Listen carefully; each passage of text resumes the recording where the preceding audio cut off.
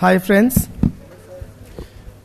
Online friends, just confirm that you can hear me correctly.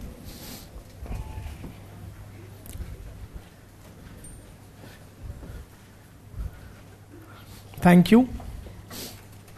So please close your eyes for a bit.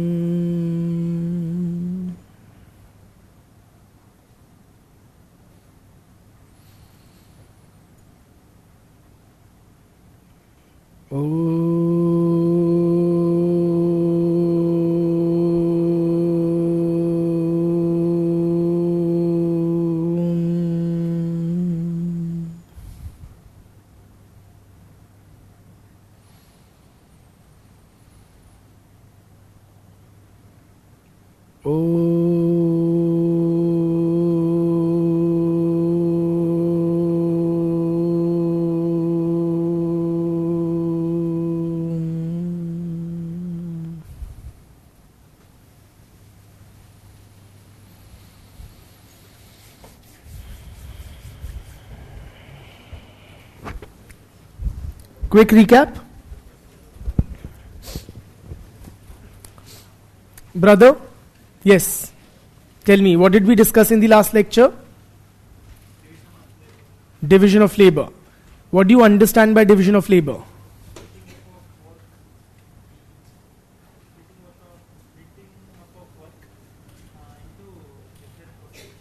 Wonderful. What is the name of Durkheim's book? Division of labor in society. Wonderful. What is his broad argument in the book?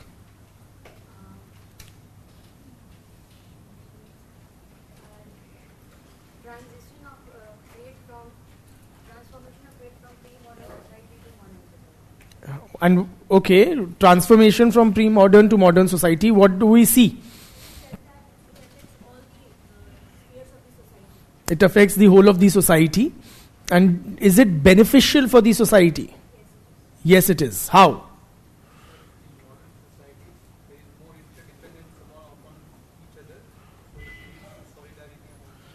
Absolutely. So the greater interdependence because of skill specialization or the emergence of a complex division of labor results in interdependence between its members, and this interdependence is the source of solidarity. And what is this solidarity called?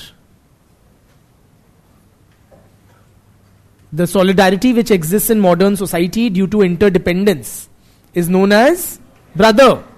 Only brother. Come on. Not revised? You have revised? Then that's a very basic term. Brother? Organic solidarity. And what is the basis for solidarity in the pre-modern society?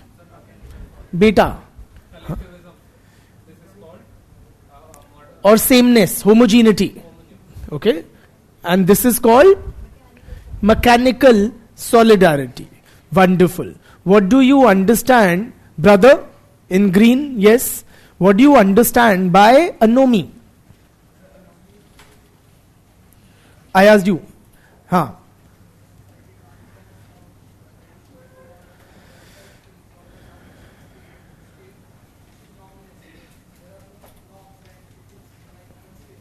Absolutely. So it's a state of normlessness as a society transitions from a pre-modern to a modern society. Or tell me more about anomy, brother. Yes.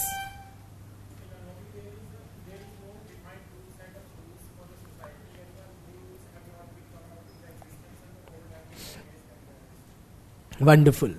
ठीक है. सो लोग खुश होते हैं या दुखी होते हैं ननोमी? Yes. Absolutely. Good. And when does this state end, or does it remain forever? So when does it end? Absolutely. When the new norms completely replace the old ones. And what do we call that state? कैसा समाज होता है वो? It is modern society, simply. है ना? ठीक है. Then यहीं तक किया था हमने. What are the different abnormal forms of division of labor? Beti, engrossed in notes. Yes. What are the abnormal forms of division of labor? What is anomic division of labor?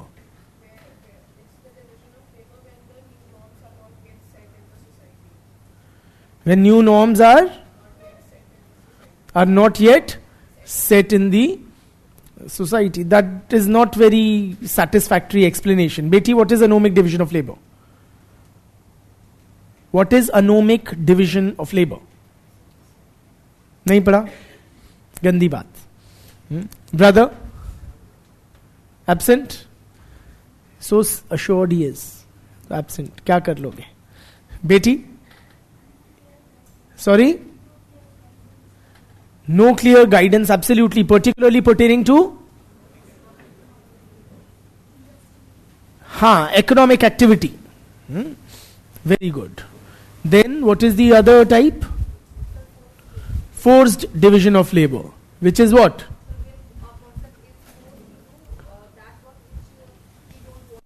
Wonderful. And give me an example of forced division of labor. Beti, at the back. Raise your hand. Yes. Example of forced division of labor.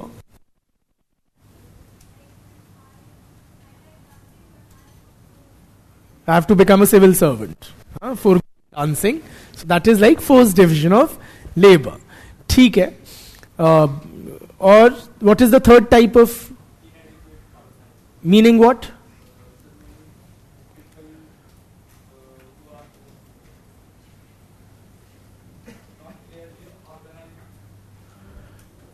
Okay.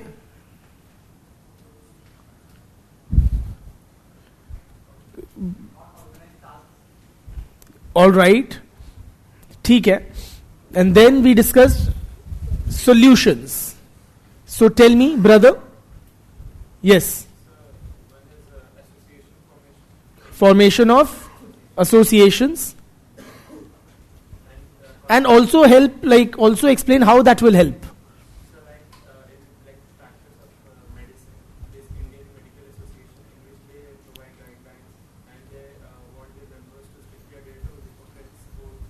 And behavioral guidelines for a certain profession. Basically, which tend to do what? Demarcation of responsibilities. Inculcate a sense of societal concern or responsibilities towards the society and its members and temper the greed of the members. That is what they do. ठीक है. You know, we'll have to be very brief in how we write things, particularly while writing. बोलने में तो we can, but while writing we'll have to be very brief in our communication. Or Beti, what are the solutions? Policy interventions. Give me examples. State can do what? Like Jan Dhan Yojana. Okay. ठीक है.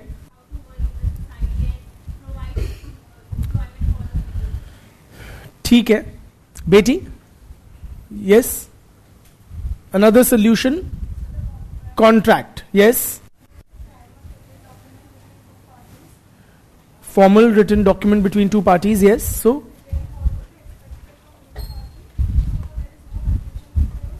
Wonderful. ठीक है. So this is what we had covered. अब चलते हैं आगे. Now we have to. Okay, tell me.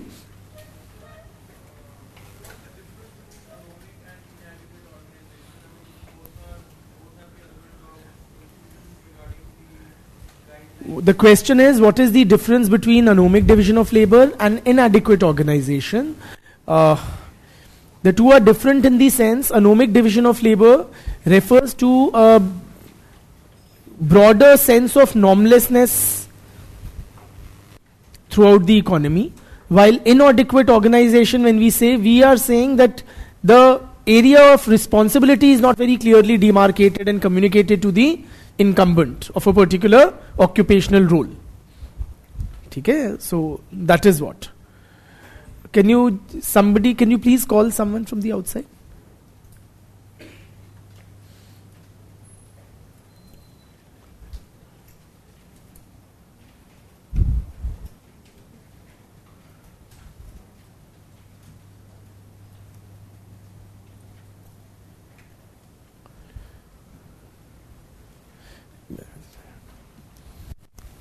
ठीक है, brother.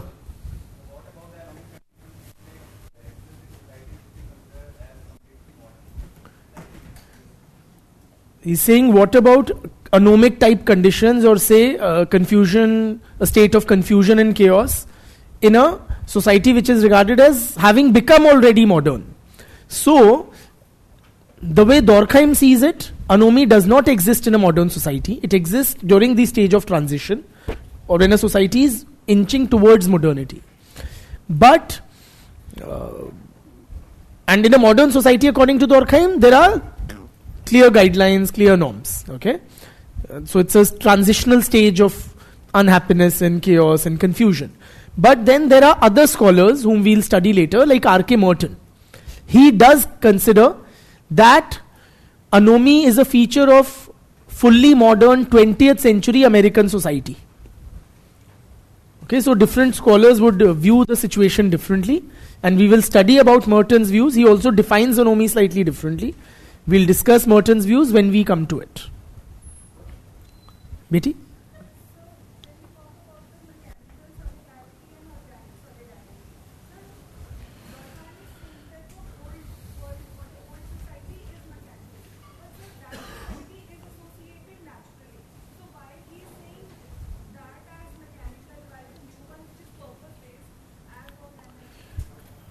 Why does he use the term mechanical solidarity for traditional and organic solidarity for the new society or modern society? It is mechanical in the solidarity in the traditional society is mechanical in the sense it is arising out of sameness of the people. Okay? So it is mechanical in that sense, and organic in the sense in modern society because of interdependence, like in an organism. Like you have in an organism, different parts are interdependent. Similarly, in the modern society, people are greatly interdependent on each other, and hence the use of the term organic solidarity. 1 second now.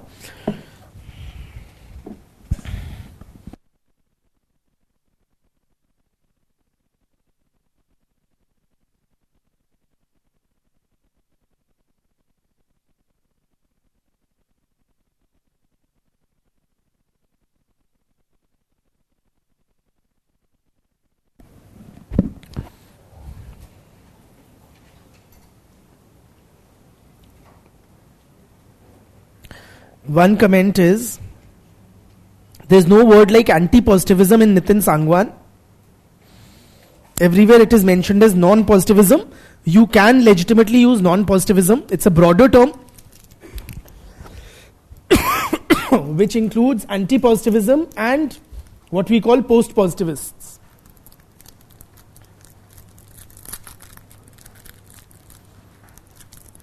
The subjective dimension, the next comment from the same student says, the subjective dimension is mentioned as non or anti-positivism.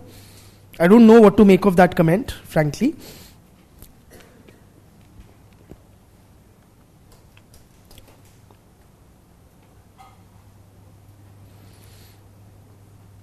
There's a question type comment which says, at the time of anomy, norms are unable to be adopted by people because of rampant changes, or norms do not exist.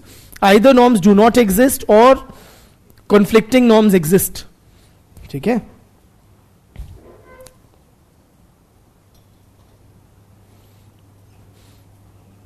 Priya, what is the issue that you're facing? You'll have to pen it down, type it.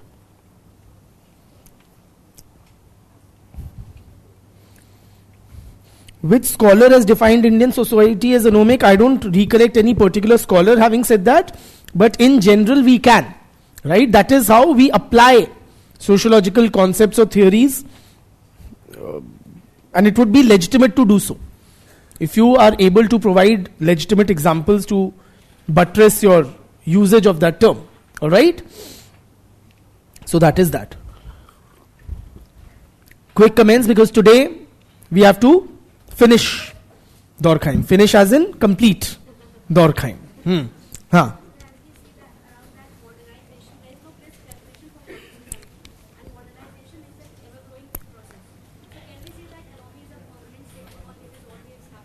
Can we stop the crosstalk? Bete, can we stop the crosstalk? Listen to other students' comments also. You will also somewhere benefit, for sure. So her question is, can we say, there is no clear definition of modern society. The more recent society is more modern than in the past. So that is why can we say anomy is a forever kind of a condition. A, it is incorrect to say that there is no clear definition or concept of modern society. Why I say that? The word modern origins does mean, new or current. But modern society as we understand it in the social sciences, history, political science, sociology, does refer to a particular type of society which emerged in the West, Europe and US after the French and Industrial Revolutions. Characterized by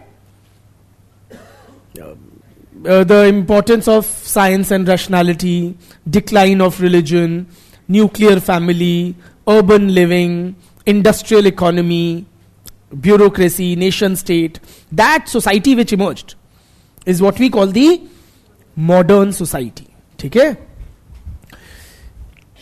And as we proceed in our understanding of society, the West is, at say after the Second World War, or say after about 1950, the Western world is said to have entered the next phase of its social evolution, what we call the post-modern society. Okay? So modern society is a historical type that emerged in the aftermath of the French and Industrial Revolutions. Okay? And post-modern society kya hai, we'll study later. But one broad difference would be modern society was characterized by industrial manufacturing as the main economic mainstay of economy. In the postmodern economy, it is a service sector dominated economy. What we call information age, knowledge economy, all of that. Okay? So, and several other changes also. Okay? तो ऐसा कहना सही नहीं है. दूसरा, can we say that anomy also exists in the modern society, which was the core of your question? Durkheim would disagree with it. But as I said, another scholar, R.K. Merton, would agree with that. That anomy exists in 20th century modern American society. ठीक है? चलिए, अब चलते हैं आगे, जानने दो. चलो, मतलब साथ में. हाँ, चलो. तो, moving on to the next topic. So we have two topics left from Durkheim, social facts and suicide. आप लोग पहले क्या करना चाहोगे? सुइसाइड करने को आप लोग उतारू हो. So let us begin with social facts. ठीक है?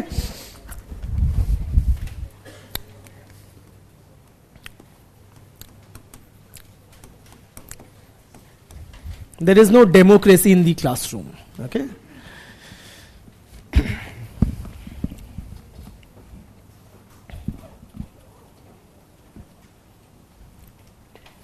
Now one comment which has come up, I think we haven't compared sociology with economics and anthropology that's mentioned in Sangwan. We will do it later. Okay? Chaliye. Coming to social facts. Now what are social facts? I'll explain in just a while. But first understand what was the context in which Durkheim gave this concept of social facts. Durkheim, friends, was one of the founding fathers of sociology, the academic discipline of sociology, right? Before him, there was no subject called sociology in the academia. In the academic world, there was no subject called sociology. In fact, He is the guy credited with having established the first department of sociology in Europe. He is the guy credited with having established the first or launched the first journal of sociology in Europe. ठीक है? Now, as one of the founding fathers, it fell upon him to define what is the distinctive subject matter of this new discipline. And it was in this context that he articulated the concept of social facts. उनकी जिम्मेवारी थी, उनका बीड़ा था कि वो बताएं कि इस नए डिसिप्लिन का सब्जेक्ट मैटर क्या होगा. And it was in this context that he gave the concept of social facts. Durkheim said कि what is the subject matter of sociology? It is social facts. Sociology is the study of social facts. This is not the definition of social facts. That I'll give you separately. But this is the context. ठीक है? So social facts, according to Durkheim, constitute the subject matter of the discipline of sociology.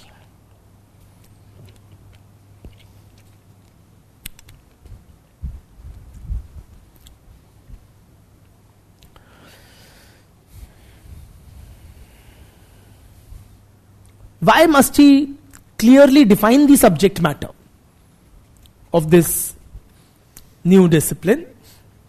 When sociology was being established as an academic discipline, yani during Durkheim's times, it faced opposition from some of the established branches of knowledge.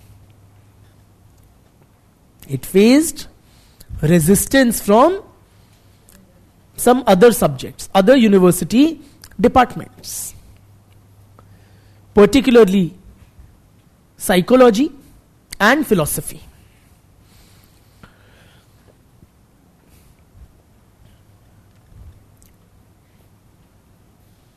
The disciplines, the departments of psychology and philosophy opposed. Most prominently they opposed, and other disciplines also opposed the establishment of sociology as a distinctive discipline.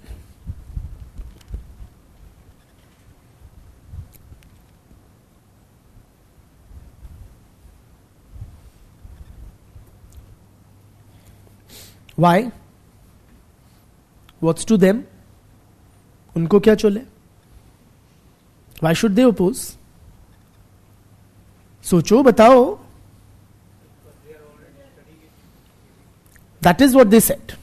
कि भैया, these are what is it really new that this subject is investigating? We guys are already writing and teaching and discussing about the same things. ठीक है?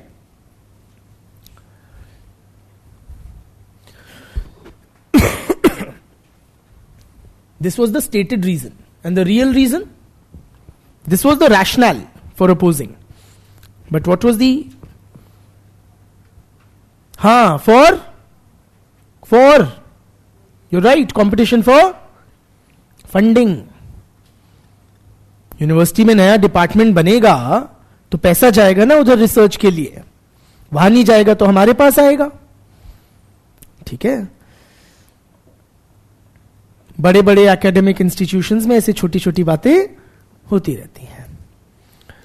खैर, the broader context being that the discipline of sociology at the time of its establishment faced some stiff resistance or opposition from the existing branches of knowledge like philosophy and psychology. So it was in this context that Durkheim set out to demarcate the subject matter of this new science of society. He wanted to identify what was specifically the subject area of, or the subject matter of sociology. So he said this sociology is the study of social facts, which are different from psychological facts or biological facts. Are you with me? तो हम वो नहीं पढ़ रहे हैं जो वो पढ़ रहे हैं, हम कुछ अलग पढ़ रहे हैं. हम क्या पढ़ रहे हैं? Social facts.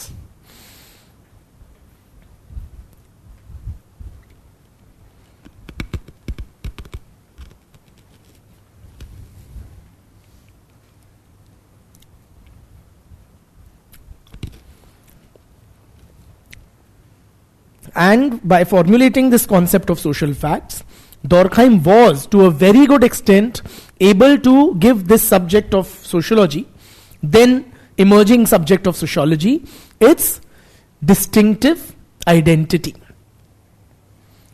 its niche subject matter, ठीक,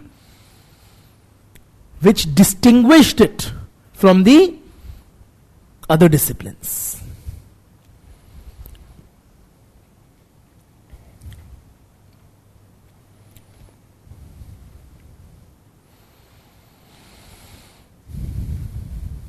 This concept of social facts developed by Durkheim, helped to give sociology a distinctive subject matter.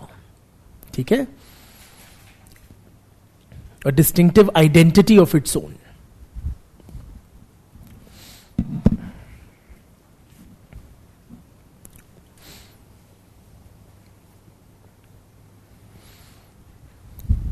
Clear? अब है क्या? Let us come to that.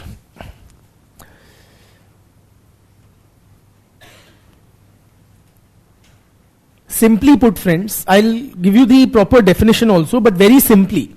Social facts are what? Different social phenomena.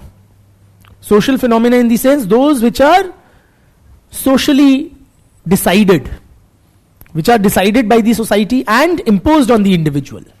They are social facts. Whatever the society decides and compels the individual to comply, those are social facts. I'll give you the formal definition. For example, language. Is the language for an individual in a given society, is it a given or not? Given matlab, is it decided by the society or chosen by an individual? Decided by the society. So I speak Hindi because I was born in a Hindi speaking Samaj. Somebody would speak Marathi if they are born in a Marathi speaking society, and so on and so forth. So language for me is a given. Given in the sense it is imposed on me by the society. ठीक? Thanks. Are you with me? So whatever the society decides, society provides and imposes on the individual members, that is social facts. This is not how you write it. This is only how you understand it. How you write it is as follows.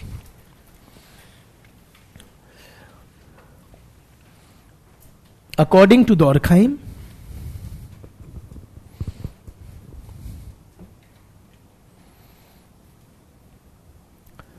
social facts are collective ways of acting, feeling, and thinking. Collective ways of acting, feeling, and thinking that are external to the individual.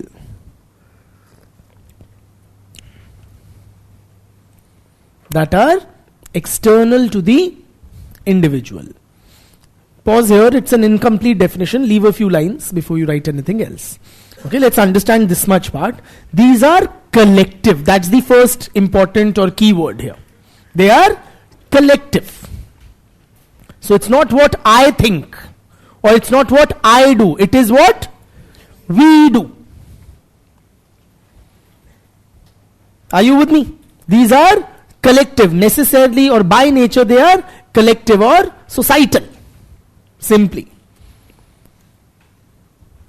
Collective ways of acting, feeling and thinking. So what we do as a collectivity or as a society, what we think, what we feel. So what I do, for example, religion is a social fact. So what I do, the way I worship. So I keep diya in a thali and I do this. This is what? Is this something only I do? No, it is something we do in Hindu society. Are you with me? Then I have some thinking about God, about divinity, about whatever. Sri Ram, Sri Krishna. Is it something that only I think? It is what we think. Are you with me? So these are collective ways of acting, feeling and thinking that are external to the individual. Please appreciate, social facts exist outside the individual. For example, I am a Hindi speaker. I am a Hindu by religion. So does that mean that all of Hindi is within me? Hindi exists within me or outside of me? Outside of me. Yes or no? Hinduism exists within me or outside of me? Outside of me. Are you with me?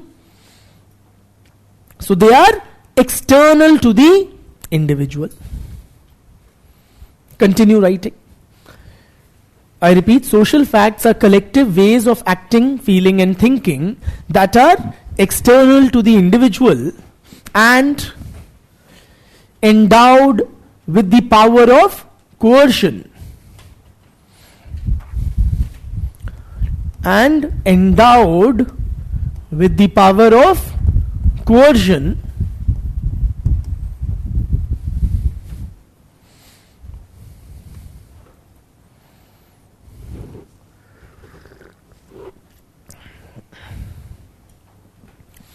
endowed means it's still incomplete. Endowed means blessed with or imbued with or it has simply. You know? What do you say? How do you explain endowed? It has simply. It has the power of coercion. Okay? It is blessed with in a way. You know? I'm endowed with big muscles. Something like that. Okay? I'm not, but those who are. Okay? It is endowed with the power of coercion. Coercion means the ability to force. It can force. It is and endowed with the power of coercion by reason of which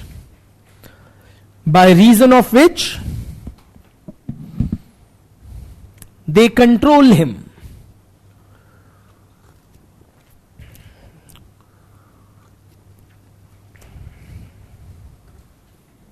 By reason of which they control him. In other words, the individual will have to submit to the power of the social facts. Social facts can impose themselves. The individual doesn't have too much choice to follow or not follow social facts. They are a given for him. Yes or no? Say I'm living in a Hindi speaking society. Can I say कि मैं तो नहीं बोलूंगा हिंदी? मैं तो French बोलूंगा? Can I do that? So if I go to a guy in a Hindi speaking society and start speaking fluent French, क्या करेगा वो? If he is a Haryana का ताऊ or a यूपी का भैया, what will he do? He'll say कि क्या बोल रहा है? है ना? He'll say चल आगे बढ़. ठीक है? Or whatever. So point is, I will not be entertained. So if I have to get my point across, if I have any needs that need to be fulfilled by the society, चाय पीनी है मुझे, French में जाके मांग लूंगा तो मिल जाएगी हरियाणा के गांव में चाय? नहीं, I'll have to speak in Hindi. So Hindi has the power of coercion. It can compel, it can force the individual members to comply. Are you with me? So these are social facts.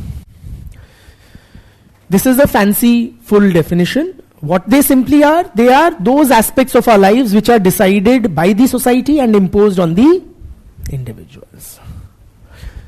Simply put, the various social norms are social facts. Society's values are social facts. Social institutions are social facts. समझ रहे हो आप? लिख लो कुछ examples. Language,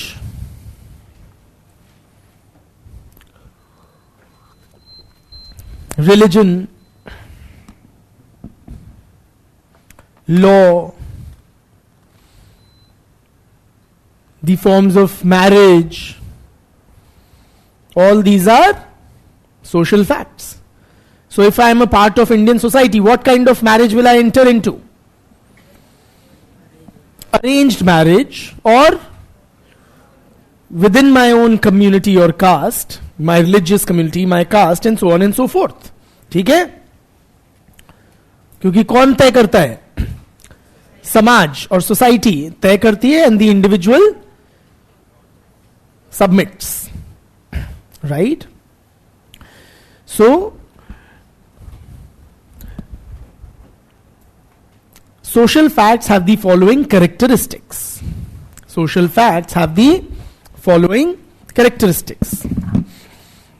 So please appreciate, firstly, before I come to the characteristics, let us just sum it up, that Durkheim developed this concept of social facts to give the discipline of sociology its distinctive identity, its own subject matter, and he defined social facts in this way as collective ways of acting, feeling, and thinking, external to the individual and endowed with the power of coercion by reason of which they control him. And having thus defined them, he distinguished the subject matter of sociology from the other facts, from psychological facts or demographic or other type of facts. Okay? Because these are, the social facts are rooted in the society. They are rooted in group sentiment. Okay?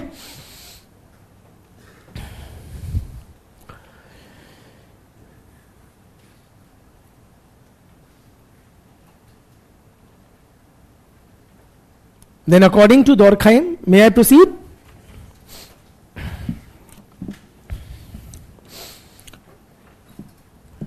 Social facts have the following characteristics. He talks about 4 characteristics of social facts.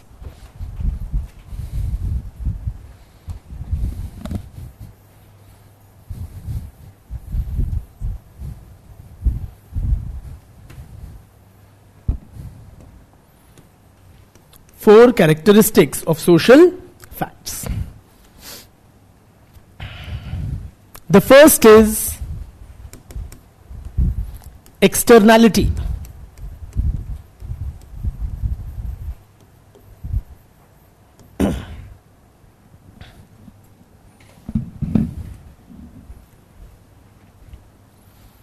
And some of these aspects we've already touched upon. Externality means what? That social facts are external to the individual. They are outside of the individual members of the society.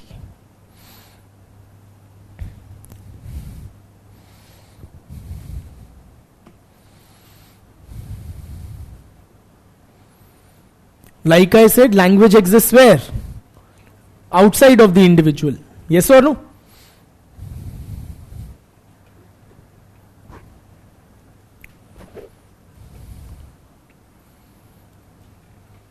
Tell me, does it only exist on the outside or also inside of me? Outside of me or also inside of me?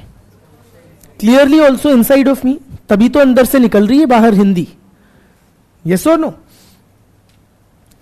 But when we say it is characterized by externality, what we mean? That it is not all, सारी हिंदी मेरे अंदर तो नहीं समा गई. Yes or no? Hindi has an independent outside existence. Or language, religion, law, I am merely a specimen. I am merely one example of a Hindi speaking person or a Hindu. Yes or no? But Hinduism, Hindi language, these exist outside of me or the individual members of the society. Clear?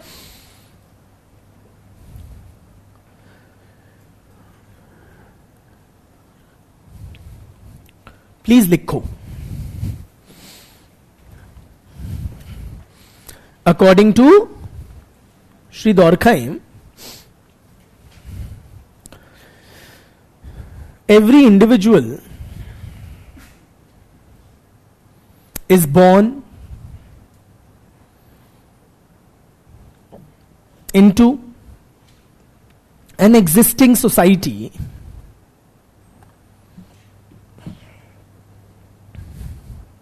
every individual is born into an existing society with a definite social organization.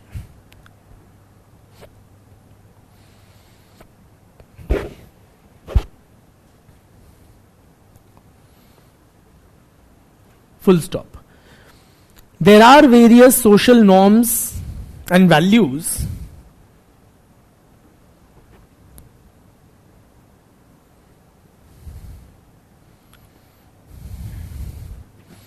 he finds ready-made at birth.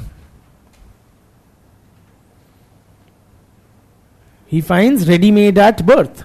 Now, how did I have the language existed before I was born? Religion existed before I was born. I was born into this society where this religion, where this language, where these set of laws, etc. already existed. And how did I have them inside of me?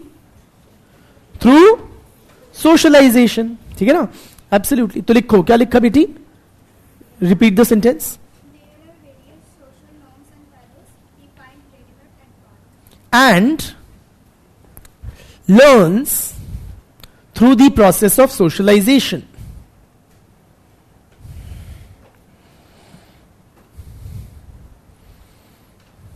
Learns through the process of socialization. Full stop. However, these exist prior to the individual and are external to him. Yes or no?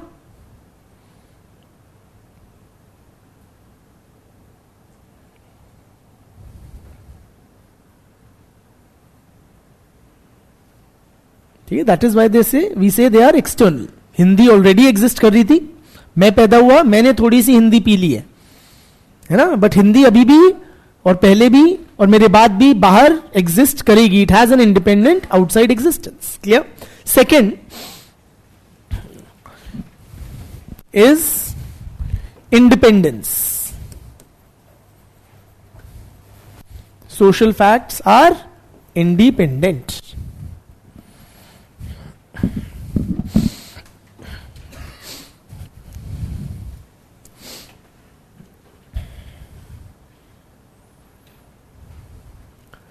Independent of what? Yeah?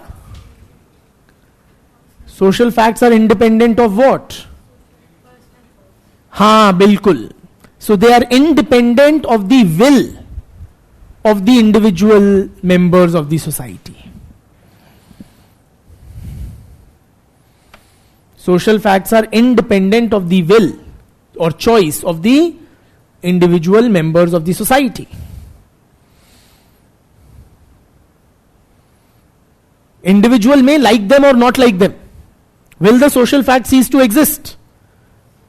No. Social facts will continue to exist.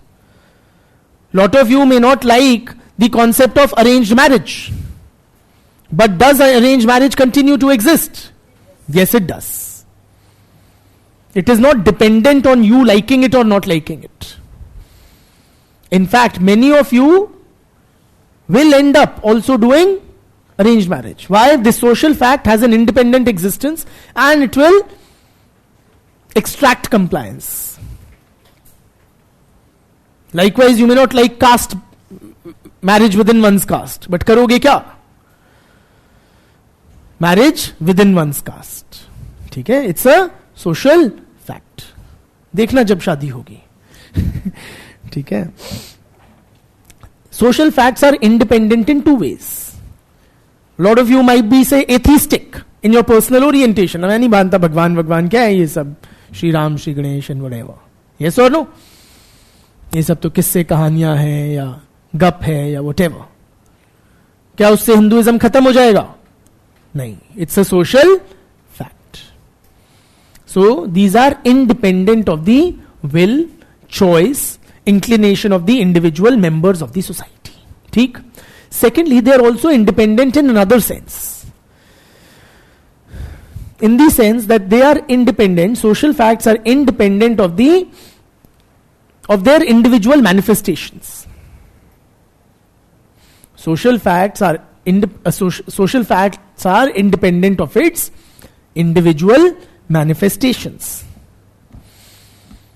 Arthat, meaning what?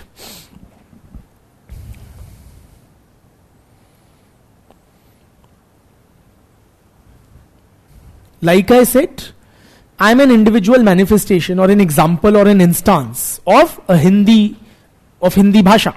Yes or no? I am one specimen, one example or a manifestation of Hindi language or Hinduism. I will die tomorrow. Will Hindi language die? No, it will stay on. So many Hindi speakers will die. Many Hindus will die, individual members of the society, but the social facts, will they continue to exist? The answer is yes. So they are independent of the individual manifestations. Persons will come and go, but social facts will continue to exist in the society. है कि नहीं?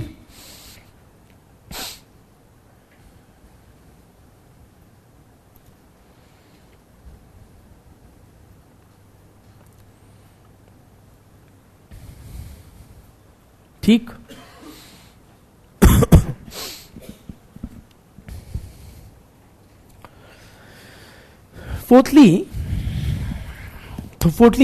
Thirdly, social facts are constraining in character.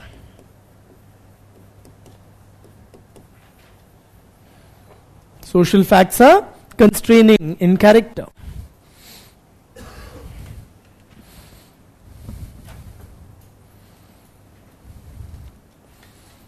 What do you mean by to constrain? To restrict, limit the choices. Yes or no? In other words, friends, the individual members of the society are not free to do as they please. They must conform to the social facts. I am not free to speak any which language which I want. I am not free to wear any kind of clothes which I want. I am not free to eat any kind of food which I want. I am not free to have any kind of sexual behavior that I want. I am not free when it comes to anything. Yes or no? Because my behavior is completely guided by, shaped by, controlled by, constrained by social facts. समाज निर्धारित करता है और उसके हिसाब से मैं यानी हम सब, the individual members of the society, चलते हैं.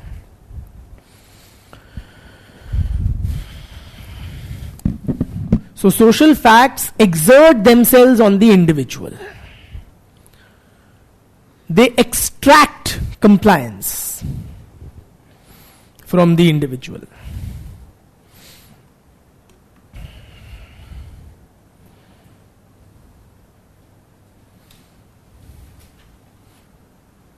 And what happens if some individual does not comply? He says, मैं तो मैं हूं, समाज गया भाड़ में. Then what happens? Social control mechanisms will be applied. So that is what social facts are capable of. That is how social facts ensure that they are adhered to. So if some individual member of the society tries to not conform to the social facts, not succumb to the social facts, then various social control mechanisms would be applied on the individual. Yes or no?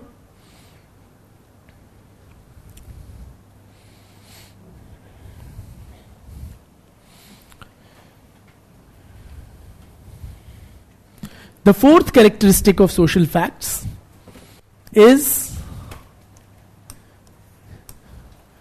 generality.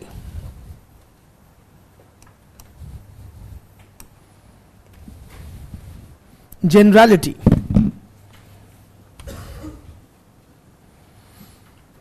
Generality meaning social facts are generalized in character. Social facts are generalized in character.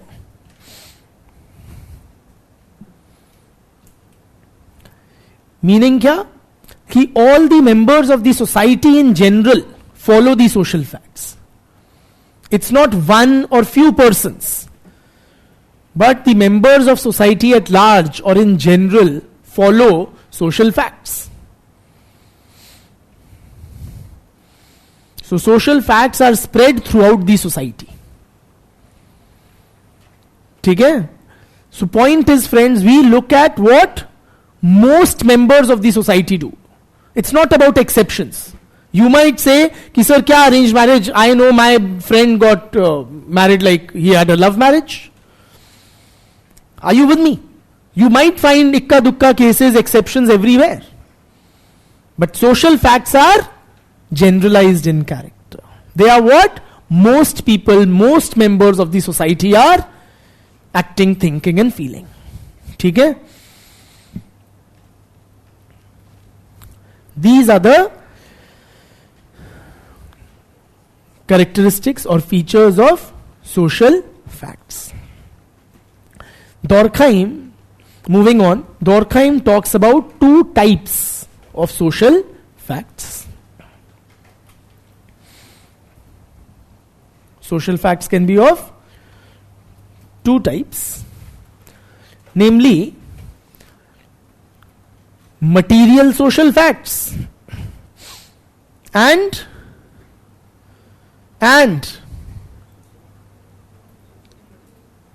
immaterial. तो गलत शब्द हो जाएगा. Immaterial की कोई मायने नहीं रखता. It is immaterial. Non-material social facts. Material social facts or non-material social facts. Material social facts are what? They are those which are directly observable. Directly observable.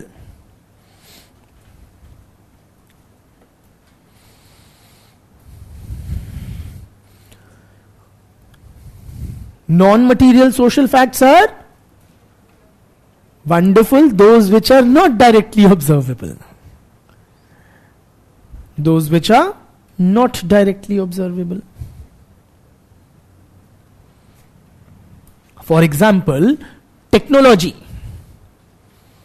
Tools and technology are which type of social facts? Material social facts.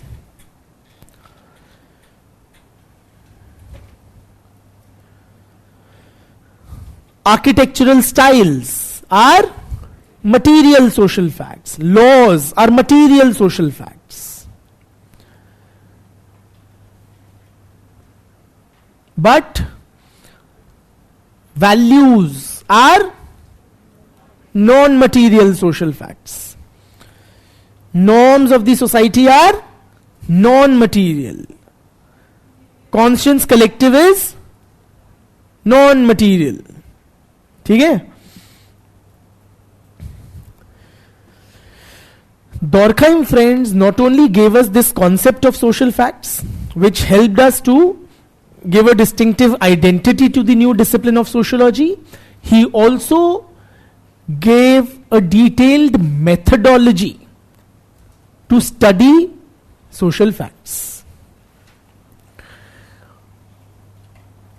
So he helped us to identify both the subject matter of the new science of society and the methodology which is to be applied in research. ठीक है?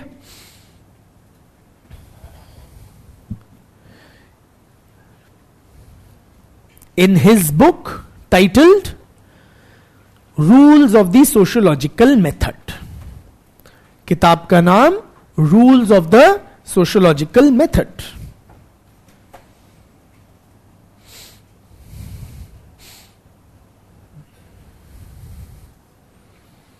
Rules of the Sociological Method is the title of Durkheim's book, where he outlines in detail the methodology to study social facts. Do we have any inkling about his methodology? Which method does he propose? Yes? The scientific method. He's a positivist. We've already discussed that earlier. So whatever basically he'll be saying, it is basically using the scientific method in a nutshell. Okay? But in some greater detail, he does propose several rules to be kept in mind or followed during sociological research as follows. A. Rules for observation of social facts. Rules for observation of social facts. Yeah. Certain rules he proposed for the observation of social facts.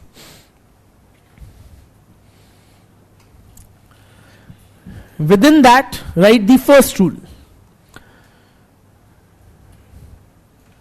And write the first and foremost rule is, likho ye bhi shabd. The first and foremost rule is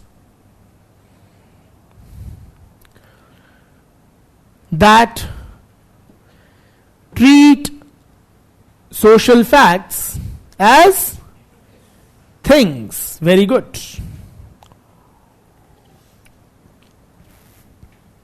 Treat social facts as things, vastuein. Meaning what? That sociological researchers should have the same attitude, same orientation towards their subject matter as natural science researchers do, as the physicist or the chemist does.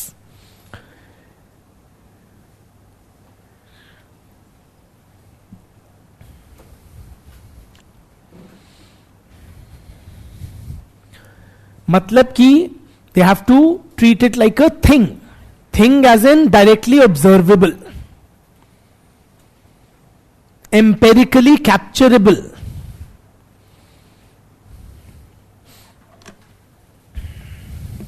It can be quantified, measured,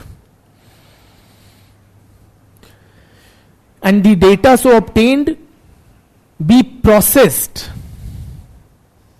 using statistical tools and techniques.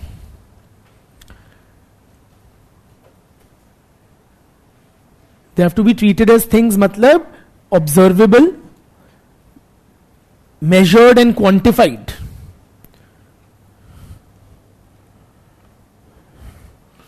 And then empirical processing of the data using statistical tools and techniques.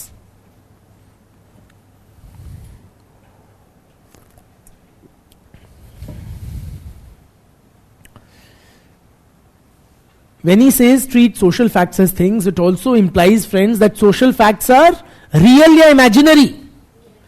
They are real. Just like things are. Just like this phone is real, likewise, social facts are for real. They have an objective reality.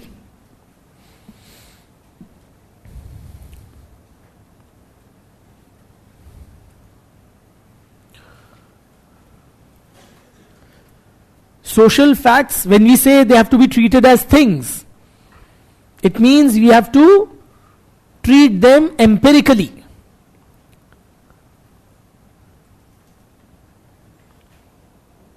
Not based out of, say, intuition, hunch, anything of that sort. ठीक?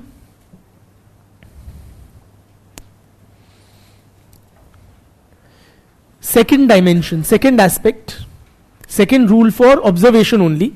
I'm not moving ahead yet. What else is very essential before you can scientifically capture anything? Objectivity, absolutely correct, that I'll come to in a bit. Even before that, सोचो, logically सोचो, experimentation करते समय what do you need to do? Inquiry, controlled environment, all of that is fine, but how do you capture things statistically? Biasness, that's mentioned and agreed. सर्वे तो बाद में आएगा ना, उससे पहले you begin with a clear, precise definition of the phenomena being studied. तभी तो capture करोगे. Durkheim ने suicide study किया, as we'll study later. Right? First you need to define suicides very precisely, that which all deaths you will be regarding as suicide for the purposes of your study. Yes or no? तो लिखो a clear definition. The sociologist, within the rules for observation of social facts, first was you treat social facts as things. The second is the sociologist must clearly define and demarcate the phenomena being studied.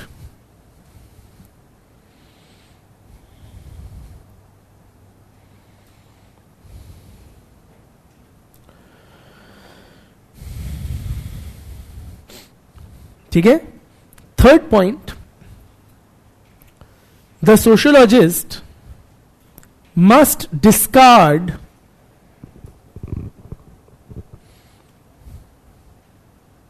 क्या चीज? क्या चीज फेंक देनी चाहिए? Very good. Must discard any preconceived notions. Discard any preconceived notions that dominate the minds,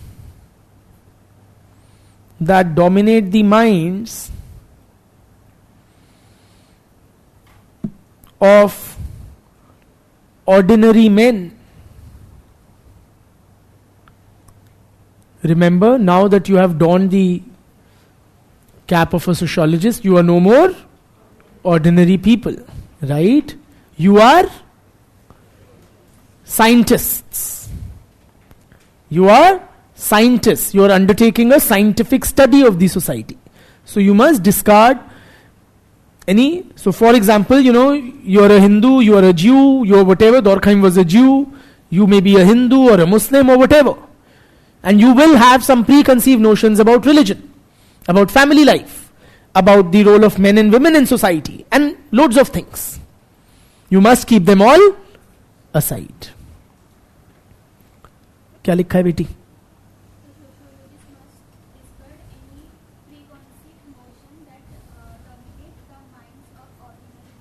And adopt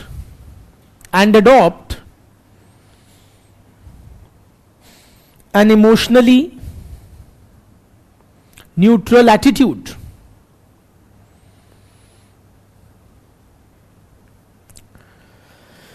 While studying social facts.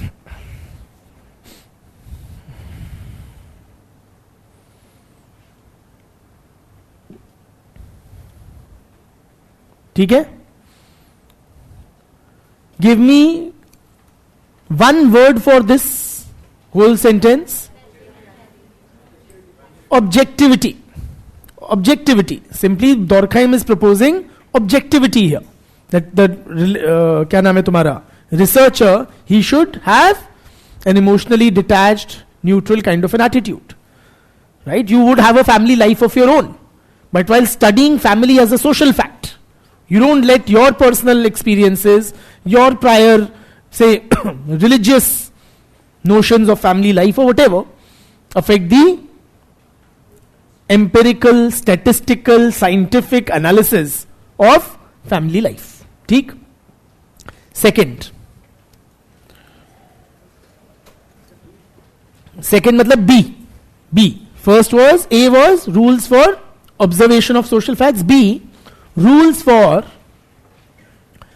distinguishing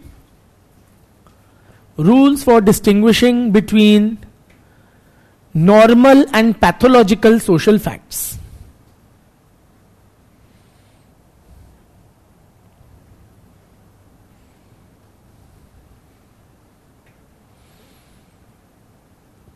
Rules for distinguishing between normal and pathological social facts.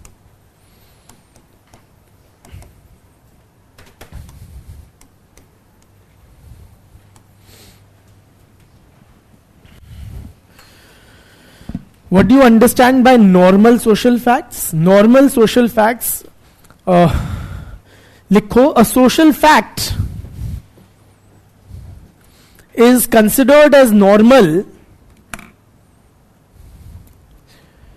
when it is generally encountered in a society.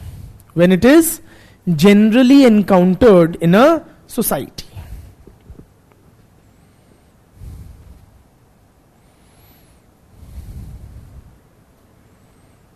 ठीक?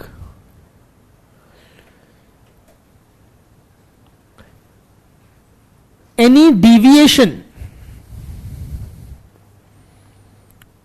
from this standard is क्या? Pathological.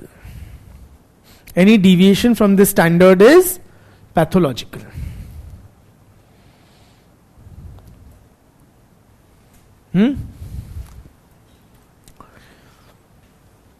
Now a very interesting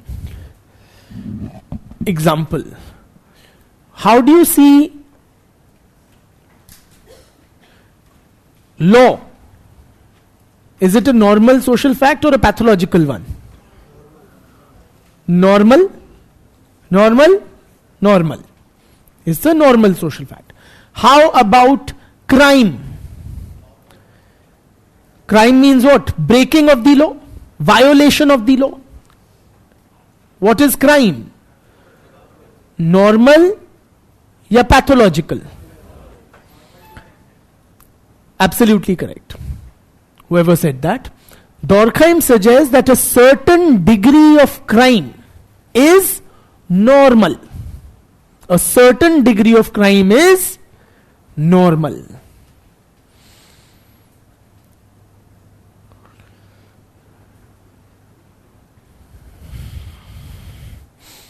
Why is it normal? Because a certain degree of crime always exists in every society. Simply put, friends, there is no crime-free society. Okay, there has never been. Except for this wonderful Tom Cruise movie. I think Minority Report. है ना? जिसमें they have these precogs. ठीक है? That was science fiction. But in reality, there is no crime-free society. Crime exists in every healthy, functioning, orderly society. Not only does it exist a certain degree of crime. Crime, you tell me, is it functional or beneficial for the society or harmful for the society? A certain degree of crime is also to an extent beneficial or functional for the society. A certain degree of crime is also functional. So it is normal in both senses. It always exists in every society.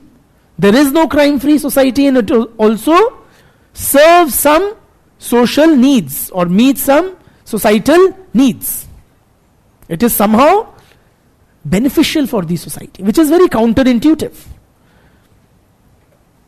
You know, intuitively one would feel कि वो भी coming from a functionalist, कि भैया they are all about stability, law and order and peace and harmony, etc. And then he's saying even some crime is beneficial or functional for the society. How is it functional? थोड़ी बहुत चोरियां, डकैतियां, murders अच्छे हैं. वो add आता है ना Surf Excel का, थोड़े बहुत दाग अच्छे हैं. कैसे अच्छे हैं? या raise your hand and speak. Yes.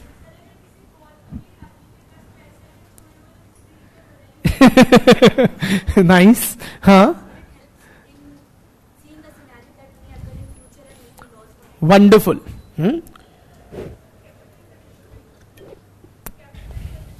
तो क्या करूं इसका मैं? पूरी बात बोलो ना.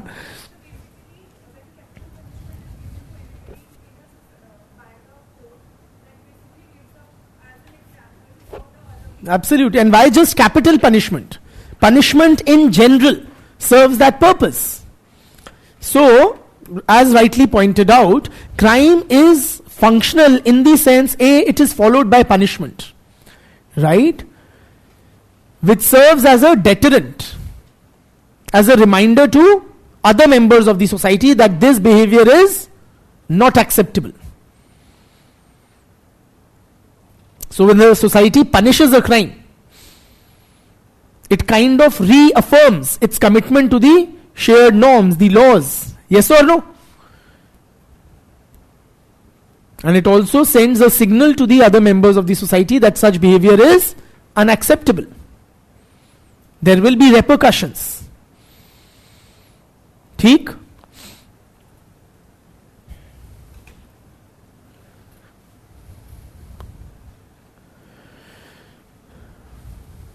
Crime is also functional in the sense it enables change in society. It enables change. Criminals of today, or those who are considered as criminal today, may herald a new social order tomorrow. They may be somewhat, pioneers of a future morality. For example, LGBTQIA plus rights activists. They were literally criminals under the Indian law till recently. But thanks to their efforts, you have already had decriminalization of homosexuality. Now we are contemplating accepting same-sex unions or marriages. Yes or no? तो उनके criminal actions, behavior या जो thought patterns थे which ran contrary to the social morality, they are heralding a new morality, making same-sex relations more acceptable in the society at large. Yes, you had raised your hand, beta. What about?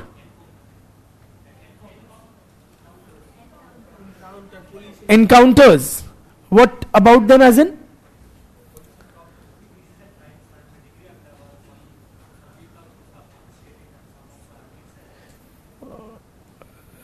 So, police encounters are, if they are really that, in the sense without sanction and setup, etc., that's what typically alleged, they would be in the nature of a crime themselves. Right? But then also you can see them as playing some functional role. Getting rid, if you were to look at the police lingo or mindset, getting rid of the social scum. Okay? And functional in that sense. Because the law is twisted or the regular judicial process will take too long. Right? So this is like quick justice being dispensed. Huh? Care. So point is, that is why a certain degree of crime is normal and functional for the society.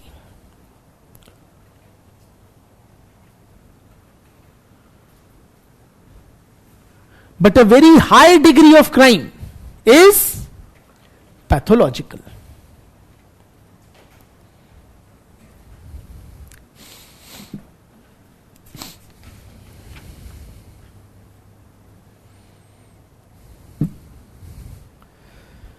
सो अगर बड़े बड़े शहरों में छोटी छोटी चोरियां डकैतियां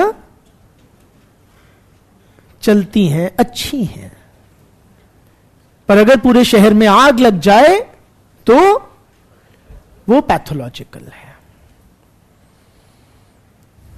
ठीक है. Dowry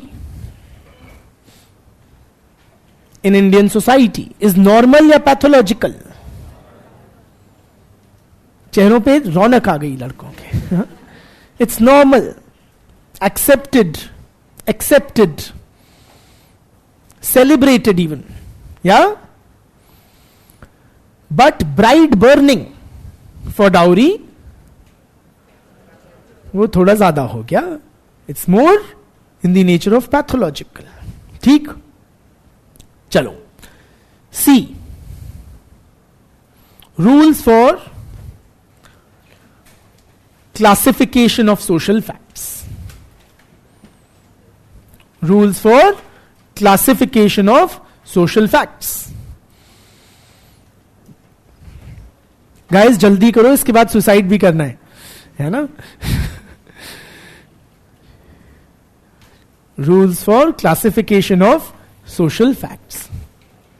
Now friends, what is in your view the scientific method par excellence? What is the scientific method?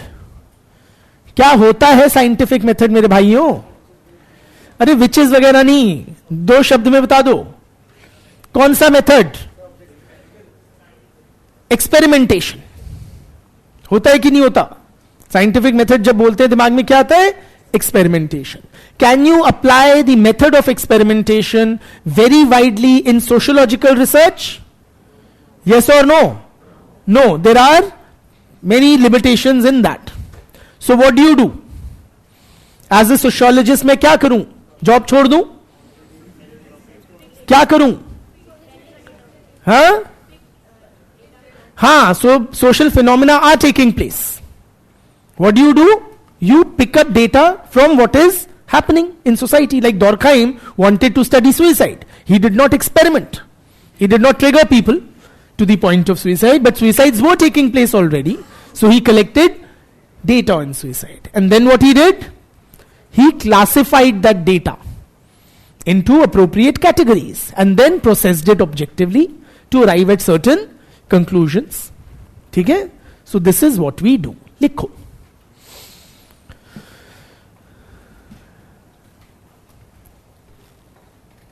Since the scientific method of experimentation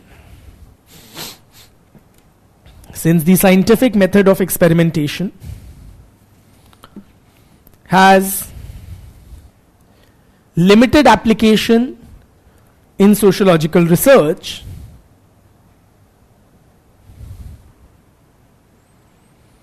since the scientific method of experimentation has limited application in sociological research,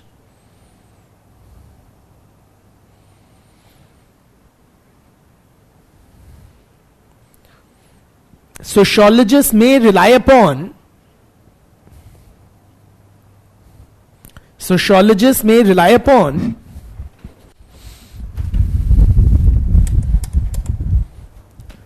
other scientific methods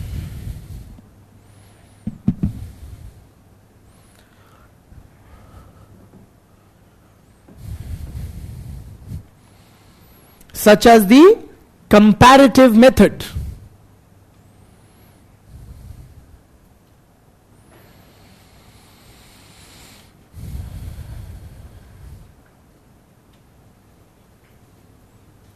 While studying society,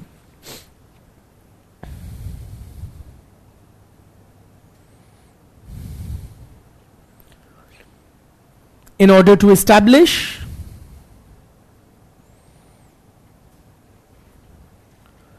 cause-effect relationships.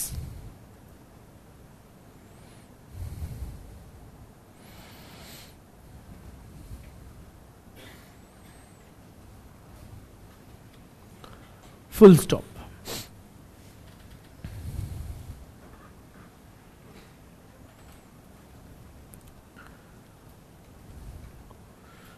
For comparison,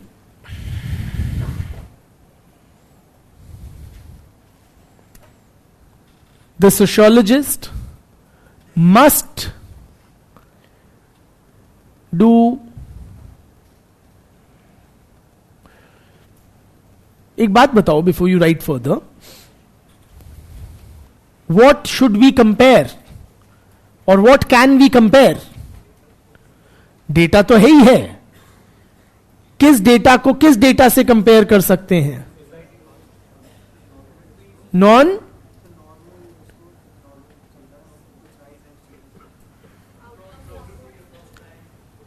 across geography, across time, yes? Yeah? Quantifiable data it is. For example, Durkheim collected data on suicides, and then he had suicide rates for men, for women, for city dwellers, villagers, Protestants, Catholics, Jews, on various parameters, married persons, unmarried persons. Then whom should you compare? Similar. Or you compare the comparables. साफ बात है. Are you with me? You compare apples with apples and oranges with oranges. You do not compare apples with oranges. For example, if I were to say that the suicide rate of men is 3 per lakh population and the suicide rate of rural population is 5 per lakh population, is it a sound comparison?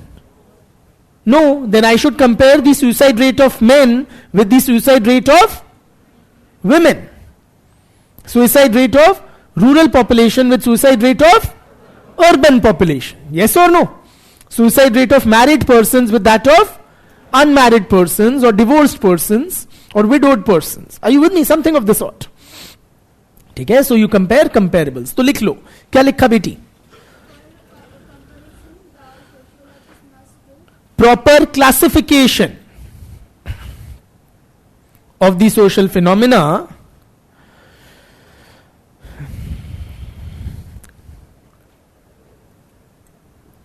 into appropriate categories.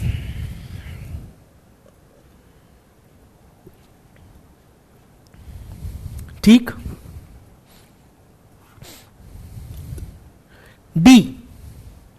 D for Delhi. The next set of rules. Rules for explanation of social facts. Rules for explanation of social facts.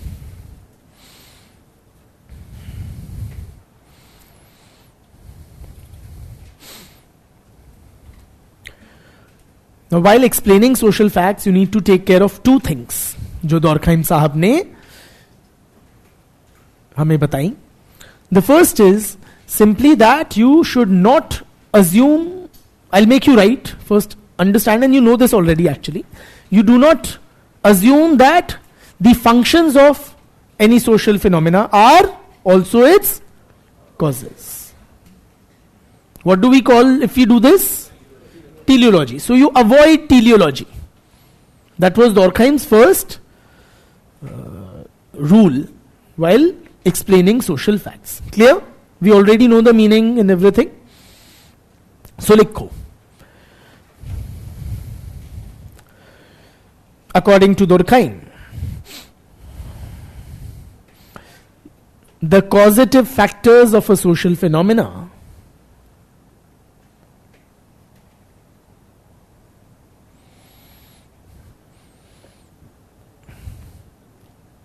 may be different from the functions which it performs.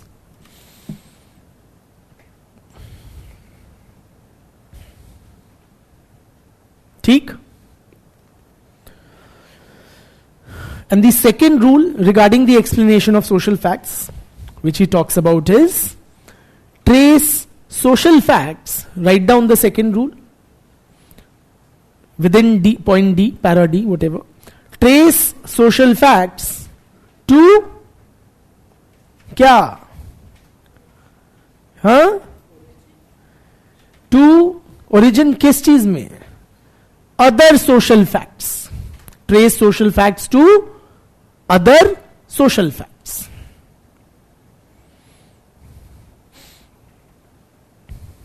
Meaning what, friends? Simply meaning that any social phenomena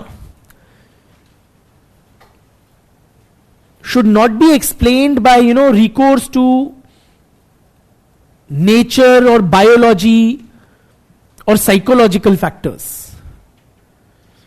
Any social phenomena can be explained only in terms of other social phenomena.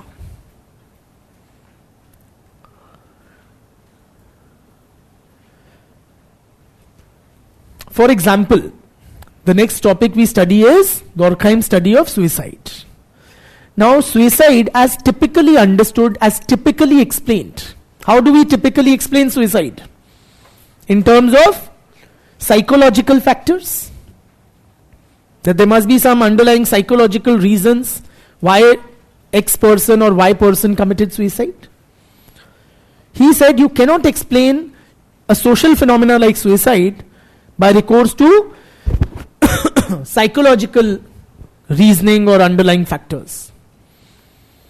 A social phenomena like suicide has to be explained in terms of other social phenomena. So he explained society in terms of some underlying reasons found in the nature of the society itself. Clear? Likho.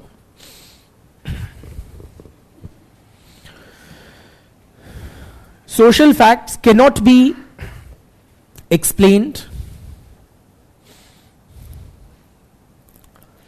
by reducing them to any underlying natural या biological या psychological factors.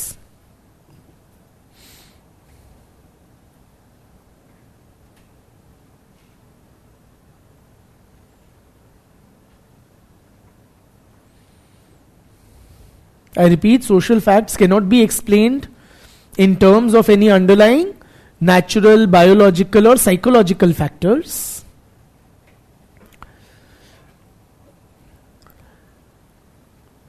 Full stop. The explanation of any social phenomena has to be found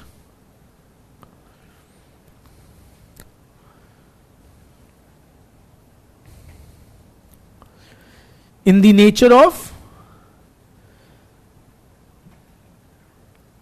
the society itself. The explanation of any social phenomena has to be found in the nature of the society itself. ठीक है? This is about his theory of social facts. And this was actually a very seminal contribution. That is one of the important reasons why he is regarded as amongst the founding fathers. He helped us give this subject a distinctive identity by identifying what is its specific subject matter. Also gave this new science a methodology. Not only he gave a methodology, he also showed its application in his study of suicide. Please appreciate, as far as Durkheim goes, in his conceptualization of social facts, who is important, the individual or society? Clearly the society. The society is far bigger, far more important and prior to the individual members.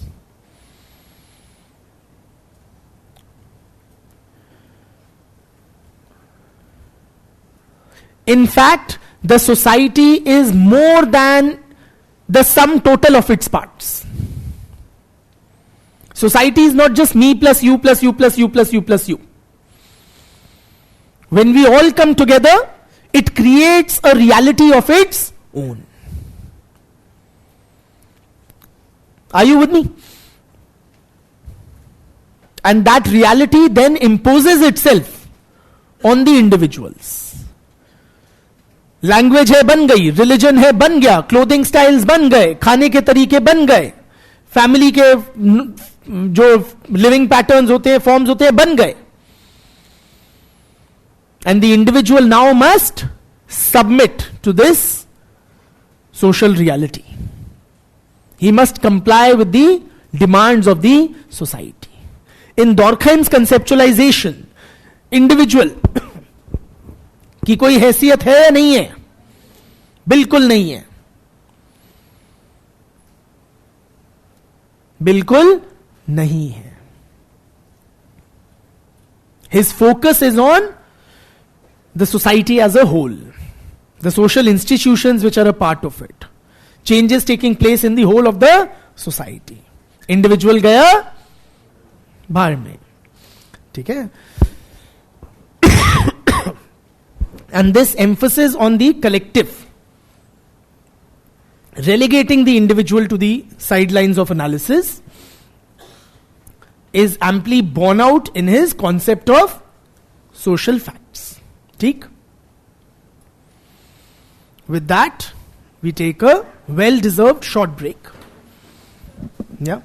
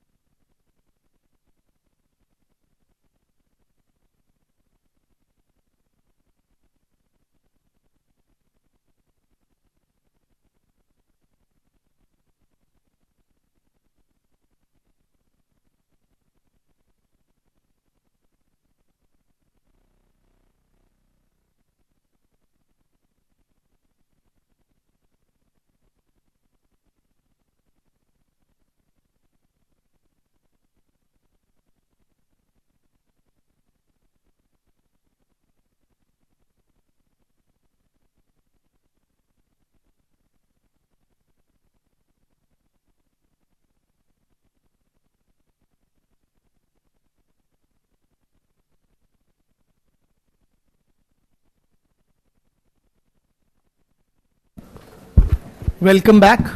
Settle down quickly.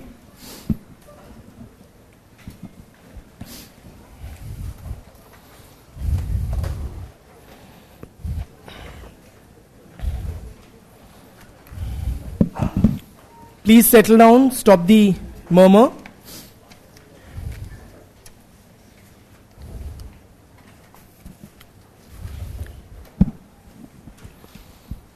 Now moving to the last, is that correct? Yes, last topic under Durkheim, which is suicide.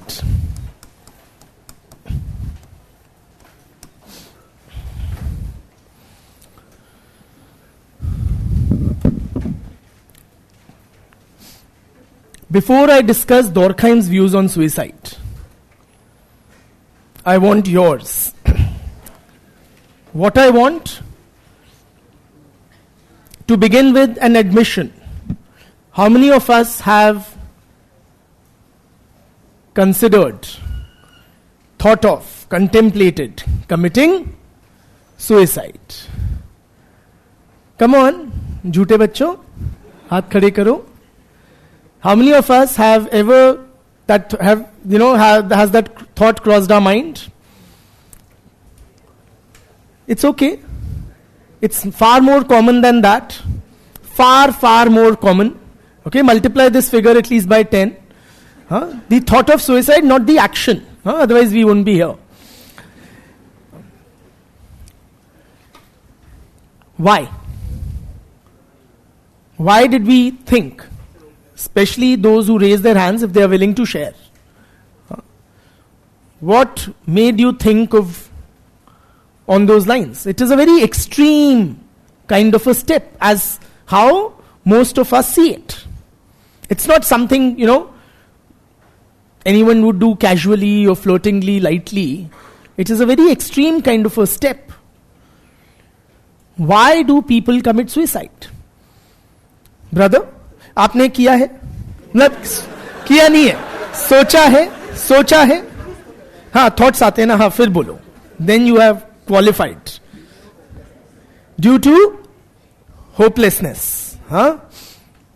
जब सारी इंसान उम्मीद हार जाता है, then such thoughts cross our mind. Yeah. Anybody else? Depression. It is due to depression. Brother? Due to passing away of a very dear person, maybe loss of a parent, a dear friend, a sibling, a spouse. Beti? This is theoretical, right? Acha. Okay, ठीक है. I should not be putting you in a spot like that. But ठीक है. हाँ. Wow. That's such a poetic way to, that's almost an advocacy. She's saying when the pain of life is more than the pain of letting go. Yes. Betty? How much? No matter how much efforts you put in, you don't get the desired results. Then it feels that everything is futile. जीने के कोई मायने ही नहीं है जब पूरा effort लगा लिया एंड तब भी सक्सेस इज एल्यूडिंग मी. या और बताइए. Sorry, breakup. Yes, that is a good trigger. Absolutely, it could be the breakup of a relationship, of a marriage. बेटी? Guilt. हाँ, हम सब गड़बड़ काम करते हैं. And then we are like, we are the only ones who know. But what if others find out? Worse, what if they don't? I'll have to live with it. Carry that burden that I've done this horrendous thing. लोग मुझे इतना अच्छा समझते हैं, पर actually तो मैं ऐसा हूं, वैसी हूं. हाँ, अकेलापन. हाँ, व्हाट? सिंगल हूं. अगर सिंगल लोग because of being single suicide करने लग गए ना,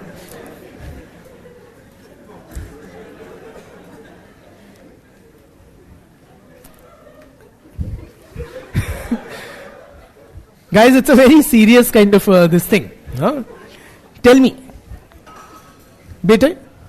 Frustration or extra pressure. Extra pressure to say for financial success, education, qualifying competitive exams like this one or that. Huh? Brother? Sexual crimes. So victims of, say, rape victims or those who face, say, sexual abuse. Yes? Individual? Dignity. So when one loses one dignity, is that what you're suggesting? In the society, and what may lead to one losing dignity? Say rape, for instance.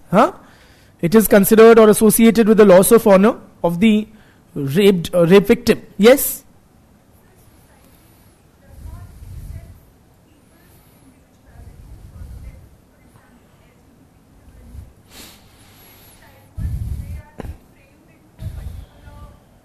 Stereotype.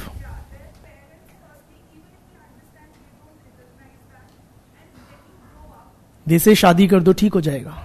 Yes. हाँ.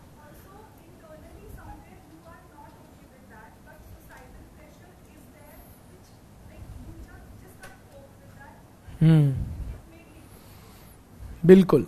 So a gap between the societal expectations and one's own inclination or abilities, etc., on any parameter such as sexual behavior in this case. Yes?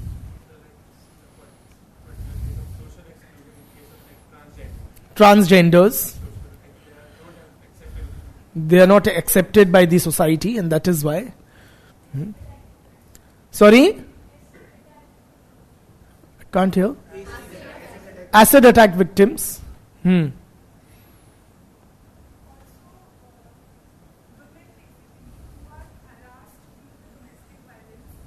Domestic violence may be a trigger. Okay.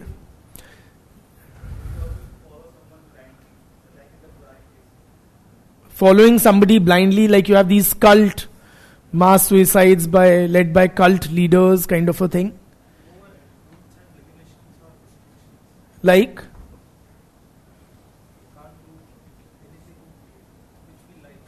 Give me an example. Give me an example. You guys are giving me triggers, etc. See, like you said, the death of a near or dear one. You said mental illness, depression, etc. You said failures in examinations, competitive exams, or financial difficulties. Please appreciate, friends. Each and every one of us, no matter what is our social location, we may be rich, middle class, poor, we may be upper caste, higher caste, lower caste, we may be men, women, transgender, we may be Hindu, Muslim, whatever. Each and every one of us will go through ups and downs in life. For none is life like, a bed of roses. For none is life like an upward graph always. Each and every one of us will encounter failures, despite a fair amount of efforts. Each and every one of us will encounter bereavement or death of a dear one, like parents, a spouse. Yes or no? Breakups, etc. are very common. But then some, dhanyavad bhaiya, some commit suicide and others don't. Why?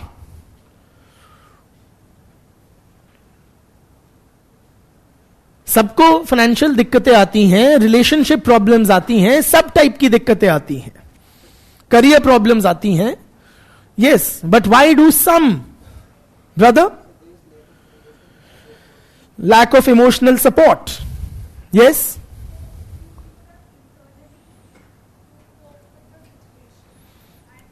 Internally as in? Some people are emotionally weak. Okay.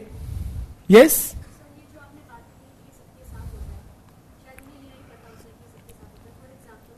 जो suicide कर लेते हैं they are not aware कि ये होना सबके साथ ही होता है.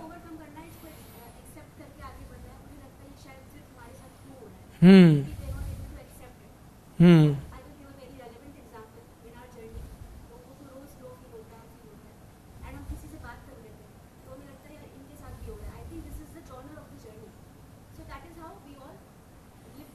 हम्म. ओके. यस बेटी.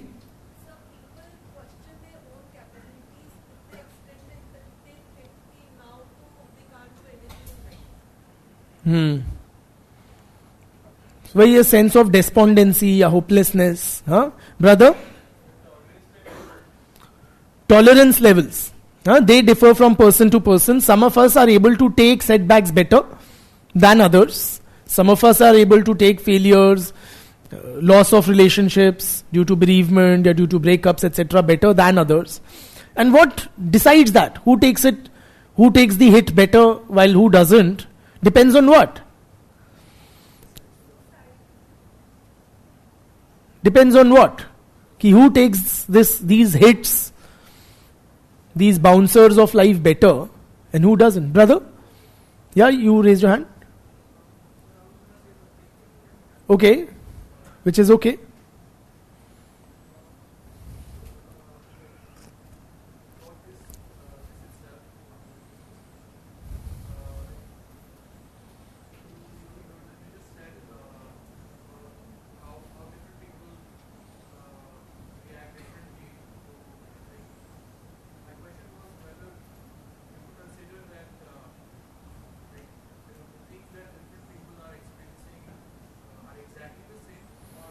Of course, they won't be exactly the same.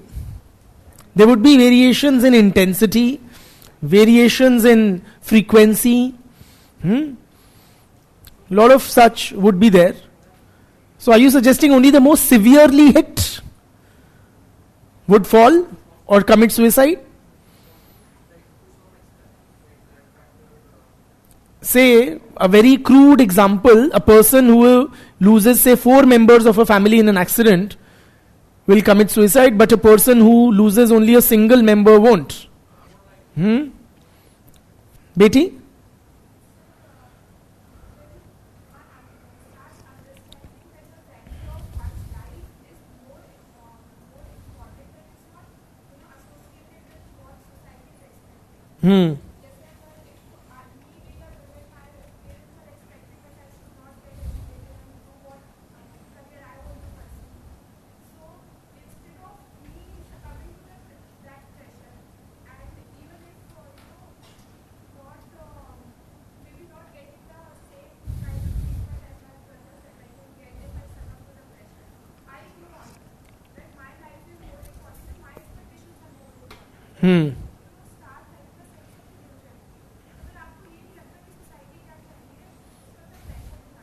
So when you start caring less for what others are thinking, that's when you're able to tide over. Huh? Beti?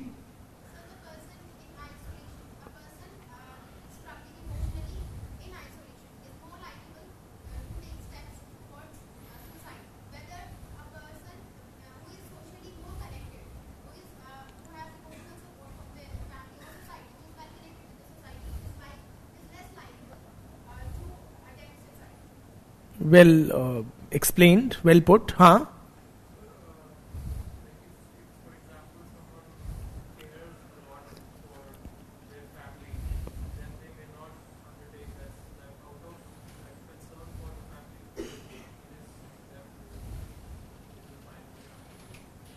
So your family connections will prevent a person from taking the extreme step. Brother?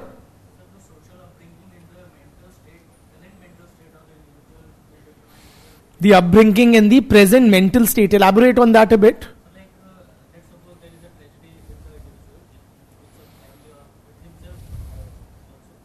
So, how he perceives that tragedy depending on their psychological makeup, their way of thinking. Huh? Like many people also think that suicide is a way of escaping this world which is full of pain and But isn't that a very objective assessment? at that time. ठीक है. See, that is how typically suicide is explained. In terms of the underlying psychological factors that result in a person taking this extreme step. Whether it was in Durkheim's times or even till date, suicide by and large is viewed as a psychological phenomena. The explanations of suicide are sought to be found in the psyche of the person or the mental state of the person. Yes or no? So if a person commits suicide or is in the verge of committing suicide, counselors, etc., police or whoever, medical practitioners, they would do what? Delve into the psyche, the mental state of the person. Are you with me? Oftentimes, suicide is also explained in terms of some underlying psychological conditions, like say some childhood trauma, or some recent psychological illness, say a bout of depression. Are you with me? That is how suicide is typically understood.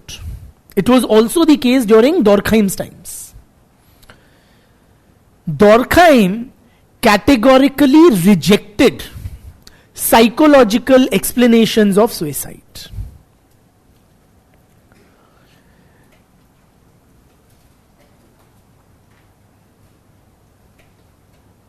He said nothing doing, suicide rate is not due to mental illness, depression, or the like.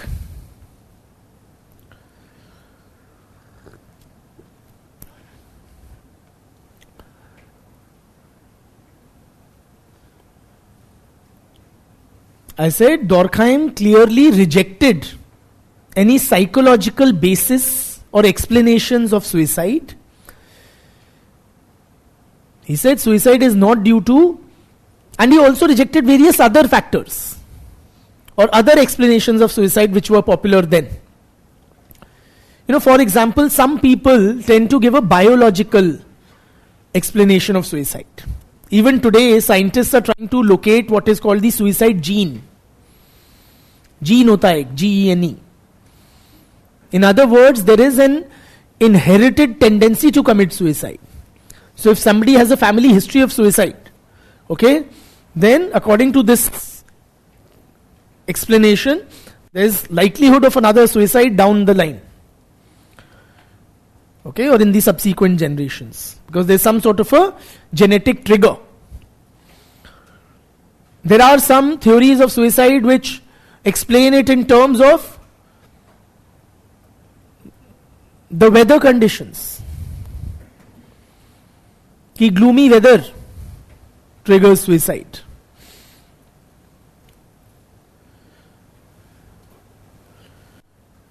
Have you ever experienced such kind of a weather? Even in Delhi you have it. Say sometime in November, December. It's like very cold and romantic on one hand, and at the same time it is somewhat very depressing and gloomy. I don't know if you can only understand it if you've experienced it. हाँ? रेनी में भी होता है ऐसे ऐसे, है ना? हाँ, when you don't have clear skies and visibility low होती है, पता नहीं कुछ तो ऐसे दिल में अजीब से आत्महत्या के ख्याल आते हैं. ठीक है? So Durkheim rejected such various other explanations of suicide and explained suicide as a sociological phenomena.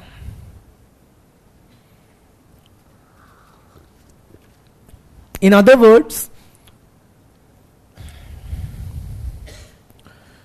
the reasons for suicide are not to be found in the psyche of the individual. They are to be found where? In the nature of the society.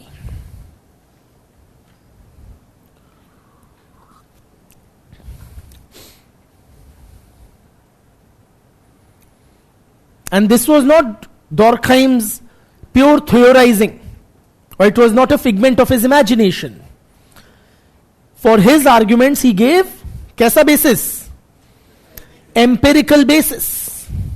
He collected empirical data about suicides in different countries, based on which he came to this conclusion.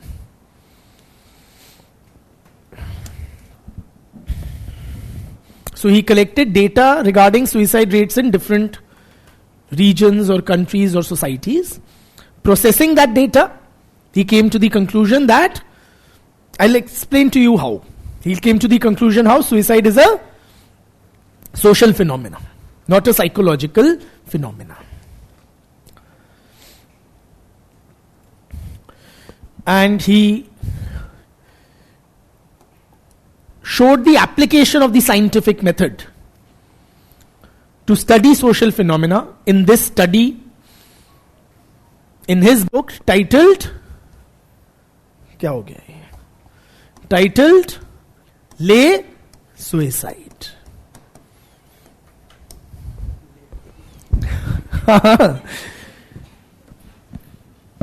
Le Suicide is what? What you in English call de suicide.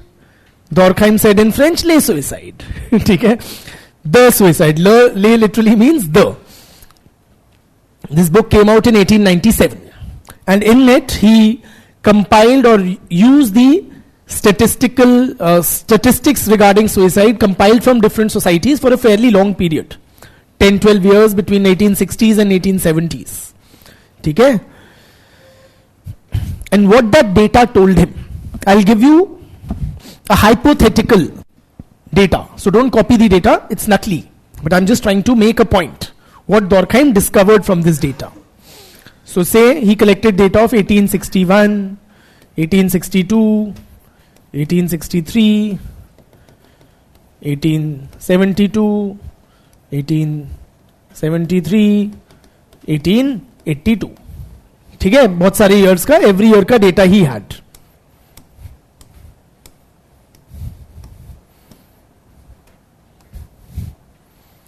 For different societies.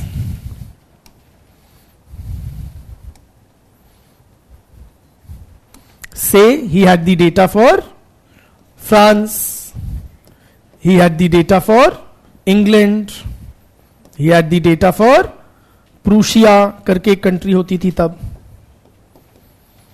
he had the data for Germany, whatever. ठीक है? And how the data looked? It looked something like this. Say in France, the suicide rate is 1 per lakh population in 1861. Suicide rate would be per basis population. So let's say per lakh population. In France, there is 1 death by suicide per lakh population. In 1861, 1862, it will be 1.01, 0.99, 1, 1.001, 0.999, 1.0, ऐसे करके कुछ data इसके हाथ आया. In England, the data was, say, 12, 12.01, 12.0, 11.99. समझ रहे हो? लगभग 12 year after year. In Prussia, it was of the magnitude of 236. ठीक है?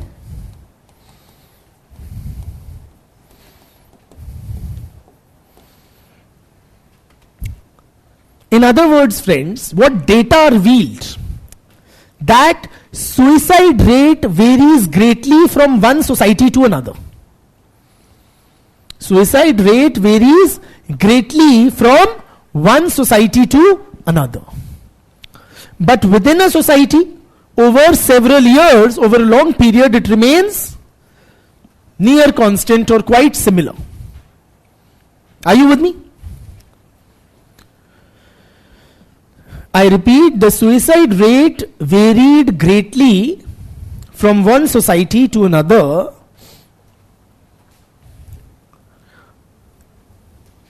The data is fuzzy, the argument is asli. Okay? Suicide rate varied greatly from one society to another, but remained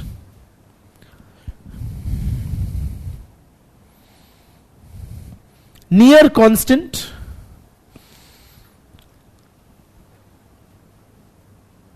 in a society year after year.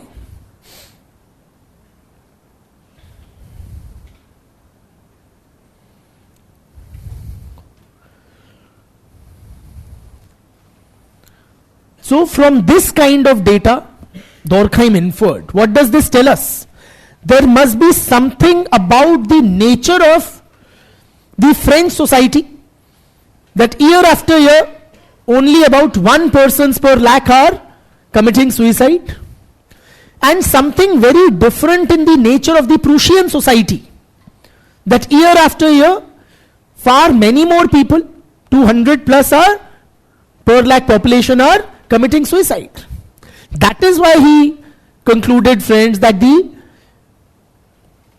reasons for suicide are to be located in the nature of the society and not the psyche of the individual.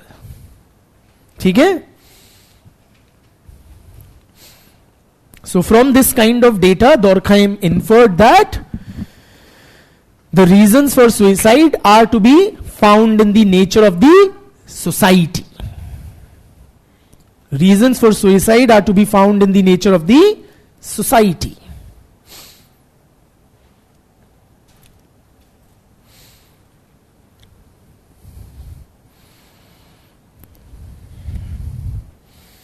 In fact, Durkheim writes very poetically, may I say, every society demands from its members a fixed quota of voluntary deaths.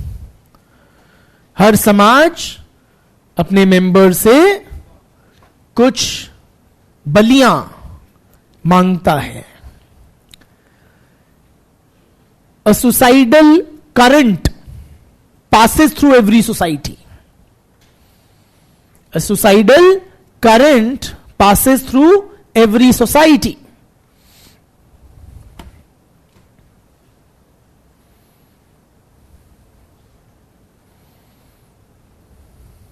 Some of its members succumb to that current.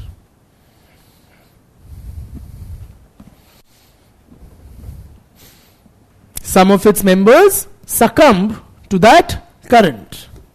Succumb मतलब given, उसके हत्थे आ जाते हैं. ठीक है?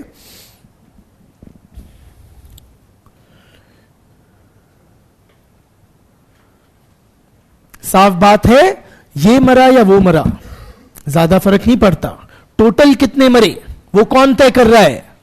समाज तय कर रहा है. Some features or aspects of collective life determine the rate of suicide. Clear?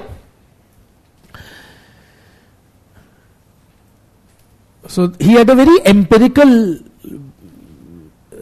basis to his study of suicide. And based on this empirical study, Durkheim says that suicide is of 4 types. 4 प्रकार की आत्महत्याएं होती हैं.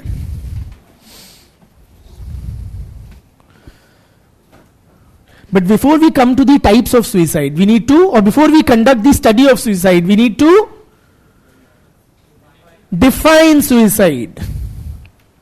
Very simple definition, लिखो. According to Sri Durkheim, suicide refers to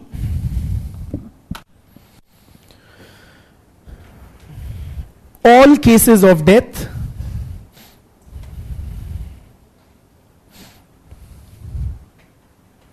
resulting directly or indirectly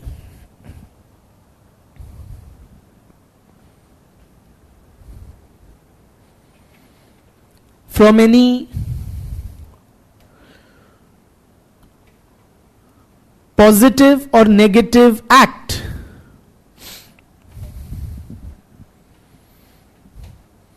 of the who? Of society. Chal. Of the victim himself. कौन सा individual? बतेर individual होते हैं सोसाइटी में. Of the victim himself. I repeat, suicide refers to all cases of death resulting directly or indirectly from any positive or negative act of the victim himself, in which case he knows that it will produce this result.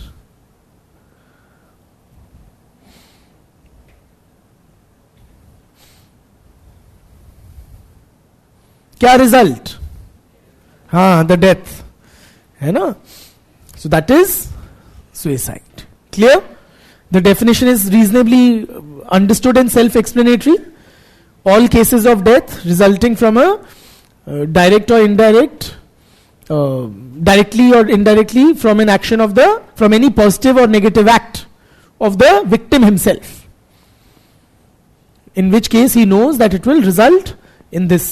Can we also quote some data here, like for example, Indian society versus Japanese society, where the death rates or the suicide rates are quite higher? So we can quote the data from the sort of GS paper. Absolutely. Her question is, can we quote data from whatever we've picked up in our studies of GS paper, say comparing suicides in India versus suicides in Japan? You are welcome to, if it helps to make your point. Please do. But don't attribute it to Durkheim, because he didn't do that. But yeah, you can do that. Her case में पता होगा, तभी वो suicide कहलाएगा. कुछ अनजाने में कर दूं, मुझे पता ही ना मेरी उससे मौत हो जाएगी और मेरी मौत हो जाए, तो दैट्स नॉट सुइसाइड. पता होना या अवेयरनेस होना इज इंपॉर्टेंट. पॉजिटिव एक्ट्स और negative acts mean what? Positive acts are things you do which lead to your death. For example, if I drink poison, that's a positive act. If I put a bullet through my head, that's a positive act. Negative act matlab you stop doing something which results in your death. For example, if I stop eating food, something which I normally do, and now, so positive act in the sense there is some action undertaken. Negative act in the sense cessation of activity or stopping activity. Okay, clear? Chaliye, so this is his definition of suicide. So there are two social factors that affect the rate of suicide in the society. Two social factors affect the rate of suicide in society, namely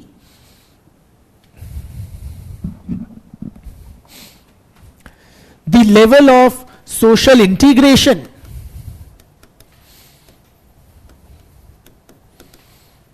and the level of moral regulation in society.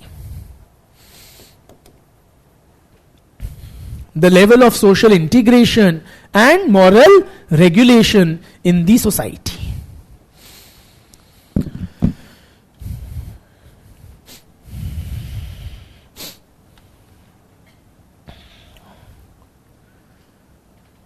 Social integration means what?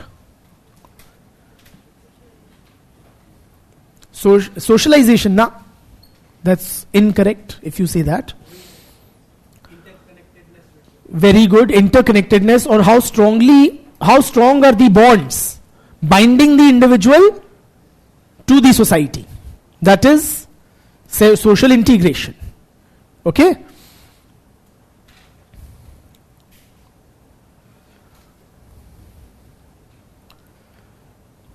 The strength of the bonds binding the individual to the society. For example, who is less integrated in the society? Married persons or unmarried persons? Who are less integrated in the society? Married or unmarried? Unmarried persons. ठीक? Because marriage forms very strong bonds. The husband-wife bond, the parent-child bond after childbirth, and several others, right? The second is moral regulation.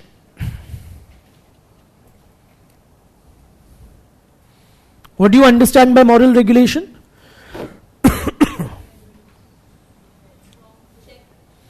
The extent to which the actions of the individuals are controlled and guided by the society.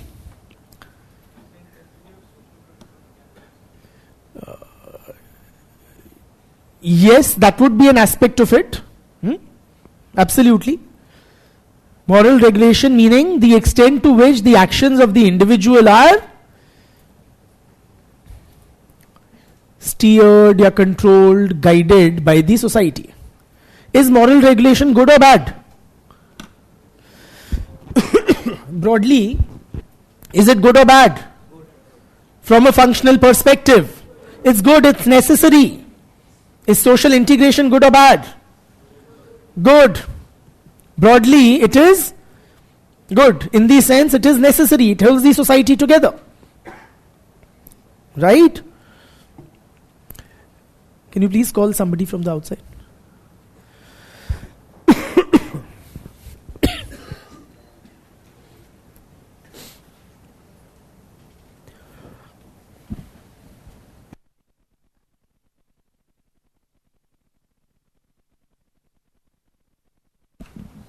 पानी दे दीजिए please, और उसके बाद चाय भी. So these are the two factors which determine the rate of suicide in society, and based on the level of these two factors there are 4 types of suicide.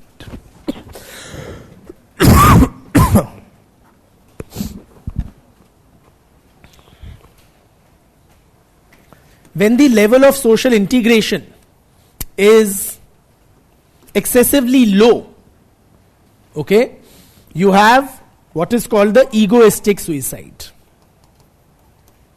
First type of suicide, please write down, egoistic suicide.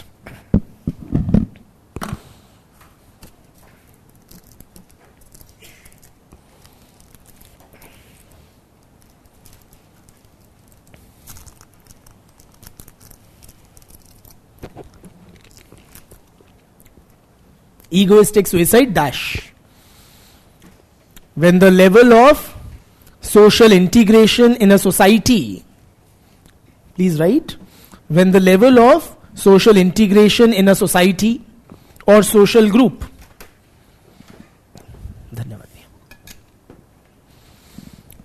is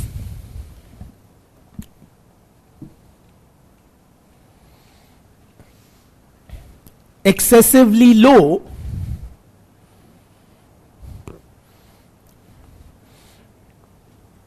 I repeat, when the level of social integration in a society or social group is excessively low, some members of it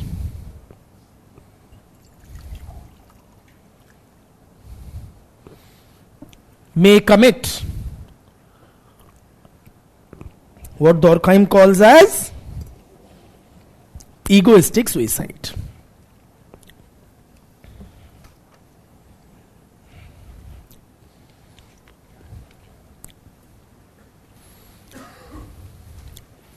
For example, friends,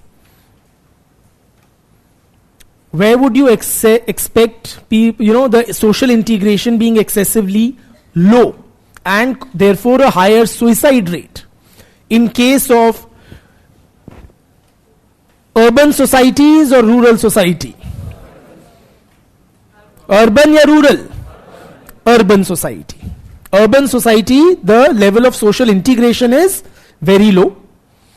Yes or no? There is heightened individualism. In rural societies, people are very strongly bound with the community. There is a greater sense of community, we feeling, belonging together in villages than in the cities. So due to excessively low levels of social integration in cities, urban areas have a higher suicide rate. Of which type? Egoistic suicide. Likewise, where do you expect far lower levels of social integration resulting in higher incidence of egoistic suicide? Amongst married या unmarried persons? Unmarried persons. So unmarried persons had a higher suicide rate than married persons, again because of low levels of social integration resulting in egoistic suicide.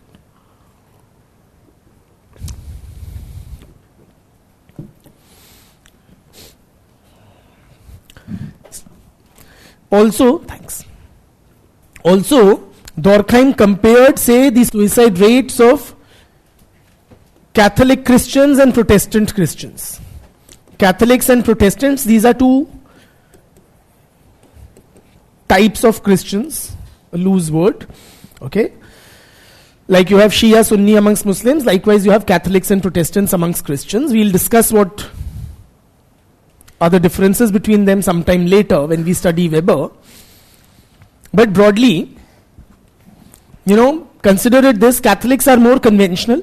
Catholics are, in Catholic Christianity, prayer is, or worship is more community oriented. It's a community affair. While amongst Protestants, it's an individualized affair. Okay, due to various reasons. So Protestants, the typical Protestant would in fact pray at home or alone in a church, while the Catholics would pray in groups, go to the Sunday Mass regularly, etc. It's a lot of community, this thing. Where would you expect far lower levels of social integration and therefore corresponding high rate of egoistic suicide? Protestants. So Protestants had a higher suicide rate than Catholics because of far lower levels of social integration. ठीक है? लिखिए, in such cases the individual does not have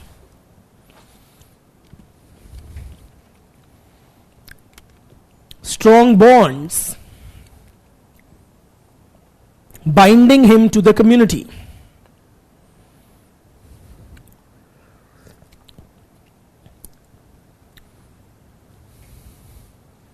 ठीक है? So he feels untethered. Untethered मतलब without an anchor,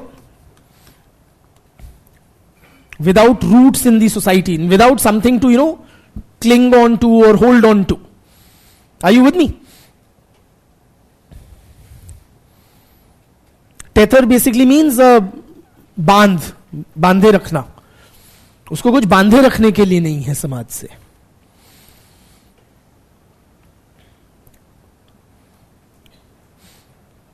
He lacks a sense of belongingness to a community.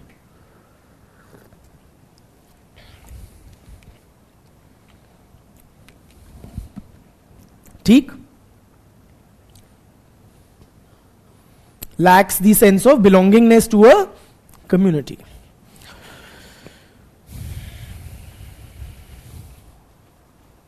Another type of suicide is when you have very high, excessively high levels of social integration, what he calls altruistic suicide. बहुत ज्यादा integration भी दिक्कत का काम, बहुत कम integration भी दिक्कत का काम. Forget socio for a bit. What do you understand by the word altruism in English? Paropkari, dayavan. Dayavan is like more like kind. But yeah, altruist is somebody who thinks of others before himself, doing things for others. Yeah? Large-hearted and, selfless, kind of others-oriented rather than self, this thing. That is altruism. Achhai karna, auron ka bhala karna. Like that. So, I'll make you right also. Basically, when a person is very strongly integrated in a community or the society, then what happens? He is willing to lay down his life for the larger society. The life of the individual is very less important compared to the well-being of the society. Oftentimes for the honor of the community, people may lay down their lives. Are you with me? Such types of suicide are altruistic. Likh lo. When the level of social integration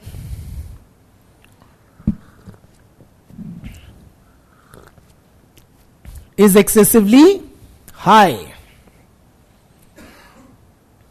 in a society or social group,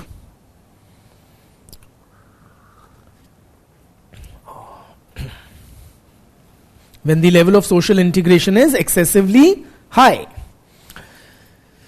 some of its members may commit altruistic suicide. औरों की खातिर अपनी जान दे देना. Okay? That is altruistic suicide.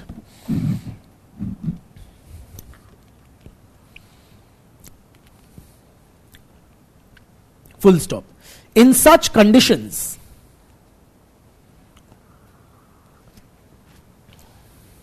the life of the individual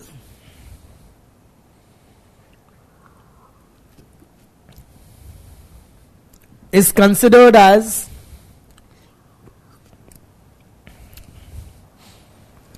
a small sacrifice for the greater good. Greater good matlab good of the society or the community.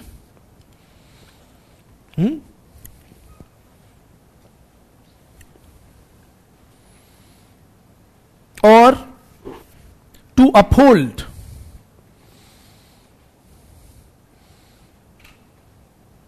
the norms and values of the society, or for the sake of honor of the society.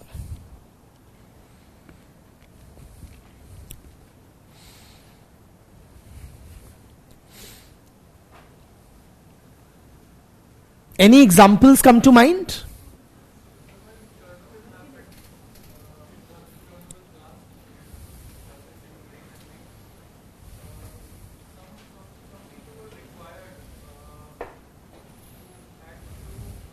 Go there and do something.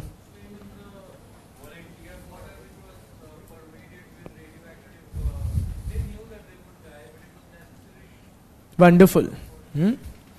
So Chernobyl was a nuclear disaster in then USSR, and some people, he's saying, volunteered to do something, right? Like risk their life for the greater good. They went into the water, they were required to do something. Yeah.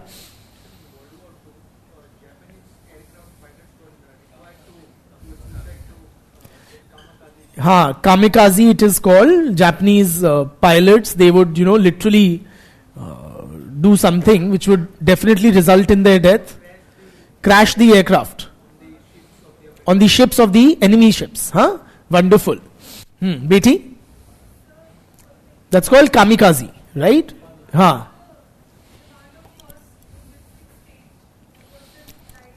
Poti Sri Ramalu died fasting for the demand of the creation of Andhra Pradesh, the first state for the Telugu speaking people. Wonderful. Rani Padmavati committed Johar for the sake of protecting the honor of the Rajputana community. So all these are examples. Kamikaze ho, Johar ho, Sati Pratha ho, 9/11 bombers. Were what? They were also doing it for the sake of the community, the cause. So these are all examples of altruistic suicide. Third,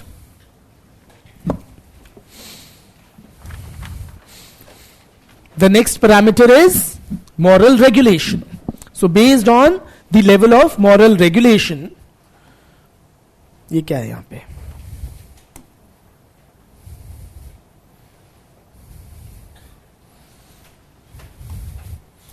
When the level of moral regulation in a society,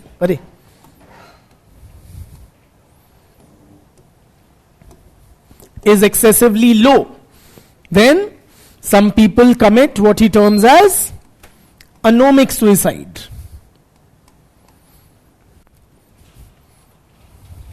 This is moral regulation.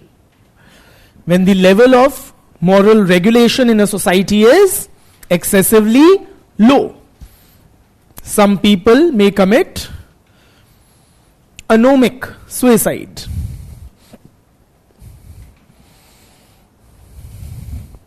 When in a society or social group, लिख लिया ना वो, same sentence. When in a society or social group, the level of moral regulation is excessively low, some members may commit anomic suicide.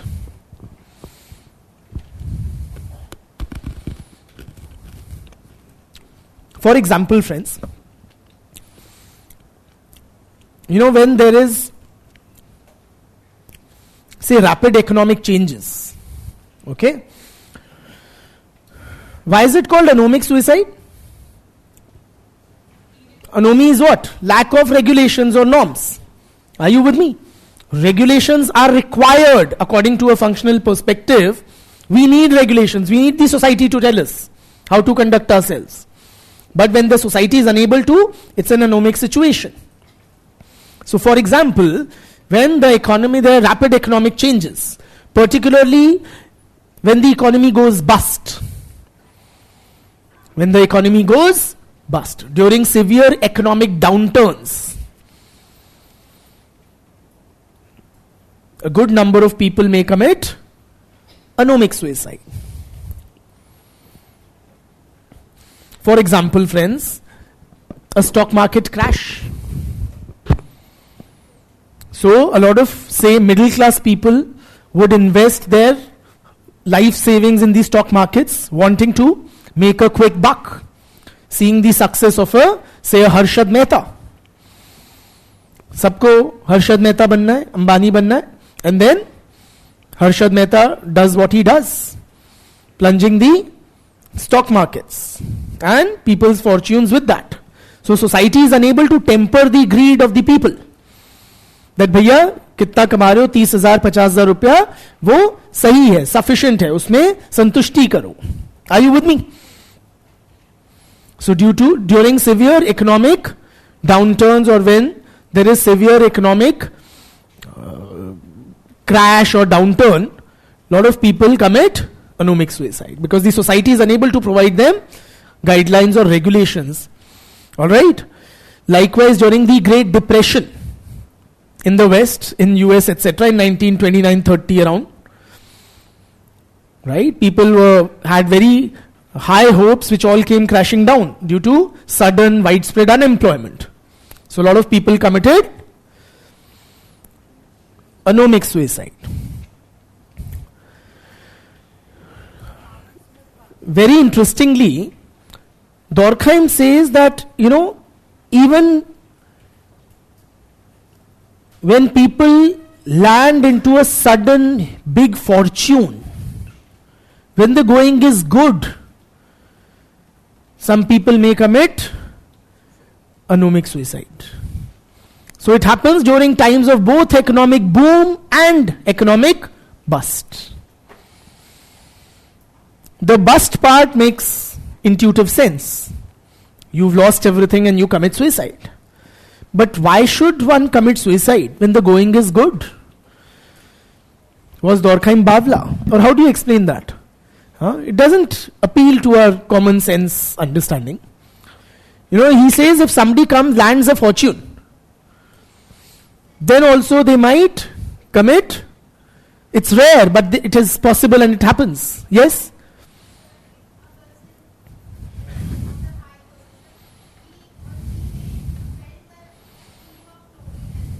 Loneliness. Okay. Now nothing is left to do. I've achieved everything. Let's go. Break on through to the other side. Kiska gana hai ye? Have you heard this sentence? Break on through to the other side. Don't make me sing it. Yes?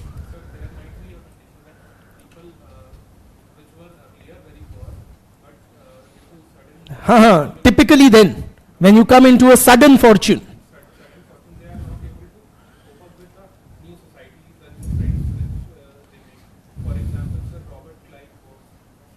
yeah, and did he commit suicide? Very interesting. I didn't know of Robert Clive. Good, he did. ठीक है. हाँ. Very recently, SSR, he committed suicide. Sushant Singh Rajput. Huh? So, in fact, have you heard of this Club 27? There's something called Club 27.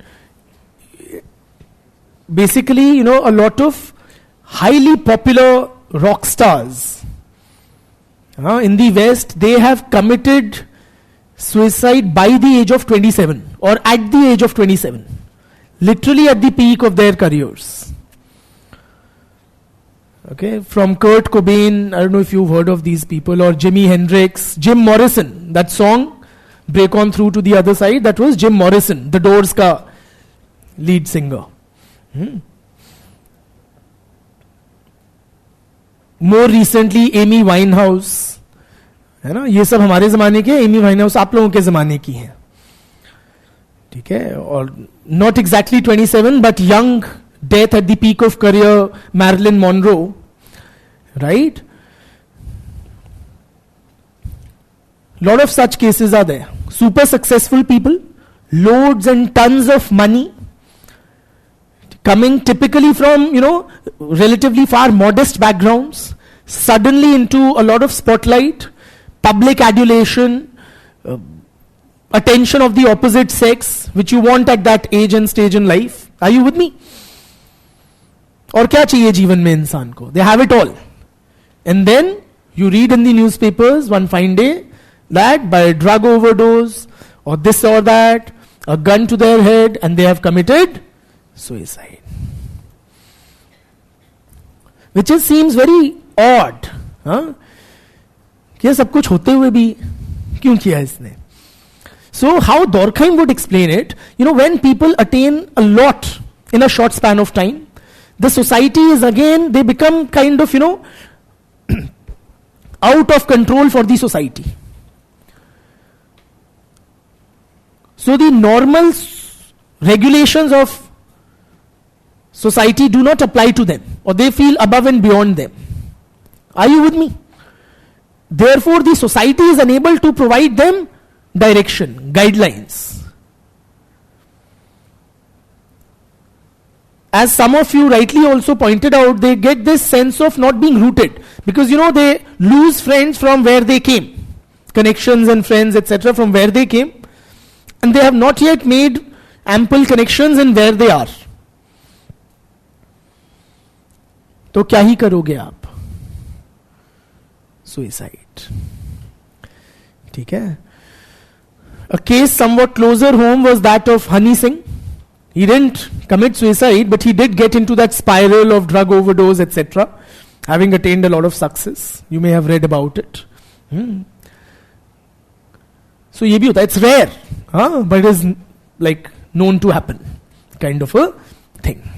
ठीक है? Finally, क्या बच गया? When the level of moral regulation in a society or social group is excessively high, then you have what he calls fatalistic suicide. Fatalistic suicide. Some student is sharing other names also. Avisil. Who is Avisil? I don't know.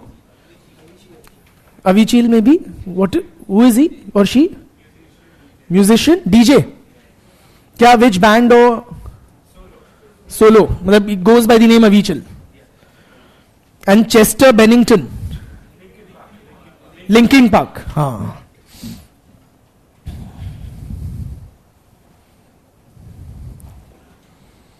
ठीक है?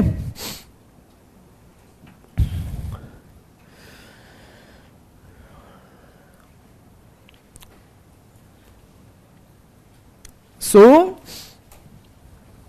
कहाँ थे? हाँ, we were talking about fatalistic suicide. What do you understand by the word fatalistic? Forget in the context of suicide in English. Have you heard the word fatalistic? No. Life-threatening is fatal, which is different. Fatal, जिसमें जान जा सकती है, खतरनाक, life-threatening, that is fatal, which is different. Fatalistic attitude, we say.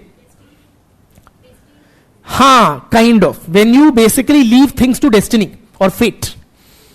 Okay? Oh, that is a fatalistic attitude. Okay? Now, that's the English connotation. Now, let's come to his theory of suicide. Basically, when वो sentence लिख लिया standard, when in a society or social group the level of moral regulation is excessively high, then some members may commit fatalistic suicide. Now, basically what happens, friends, कि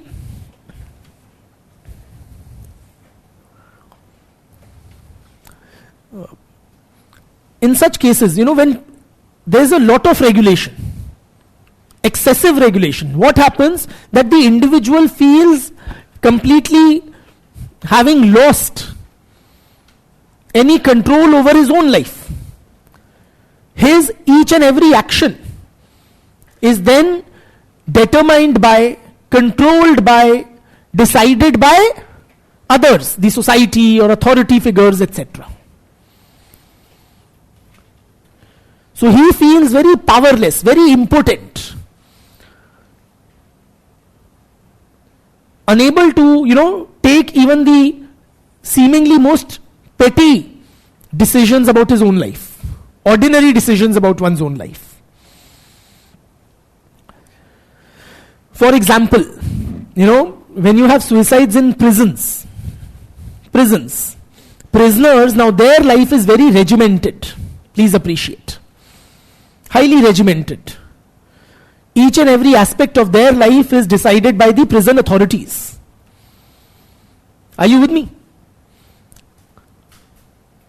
So as a prisoner, you are stripped of all individuality.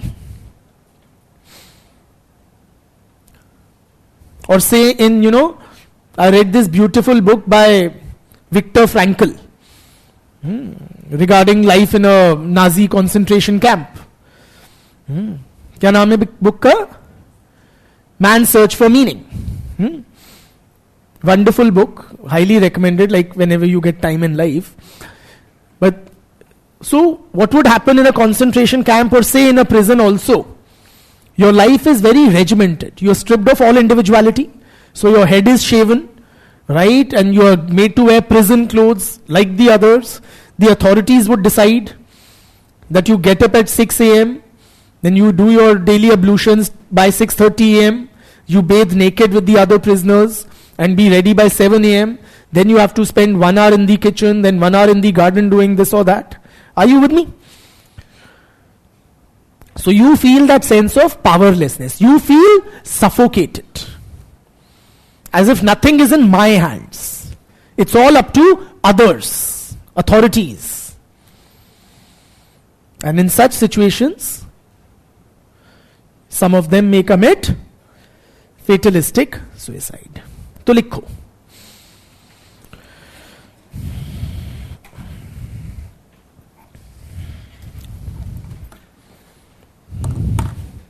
in such conditions,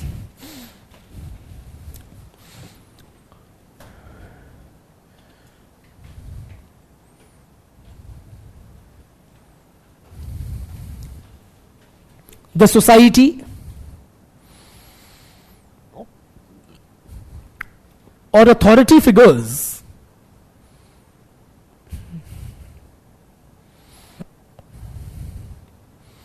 control and direct the actions of the individual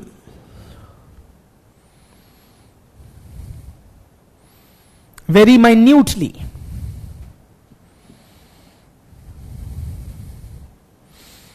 very minutely, ठीक है, minutely मतलब बारीकी से, छोटी बड़ी सब चीज, full stop.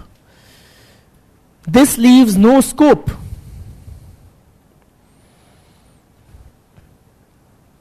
For the individual to take even routine decisions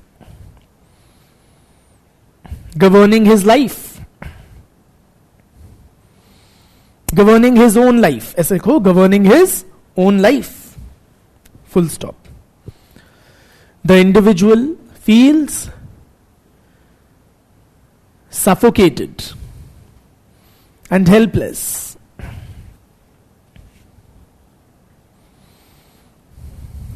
ठीक है? So these are the 4 types of suicide. Now friends, 2 of these types you are more likely to encounter in traditional society and 2 other types in modern society. You tell me which 2 types of suicide you would expect more in traditional society. Or look at it this way, in traditional society, what is the level of moral regulation and social integration you expect? Both on the higher side or lower side? Higher side. So which types of suicide?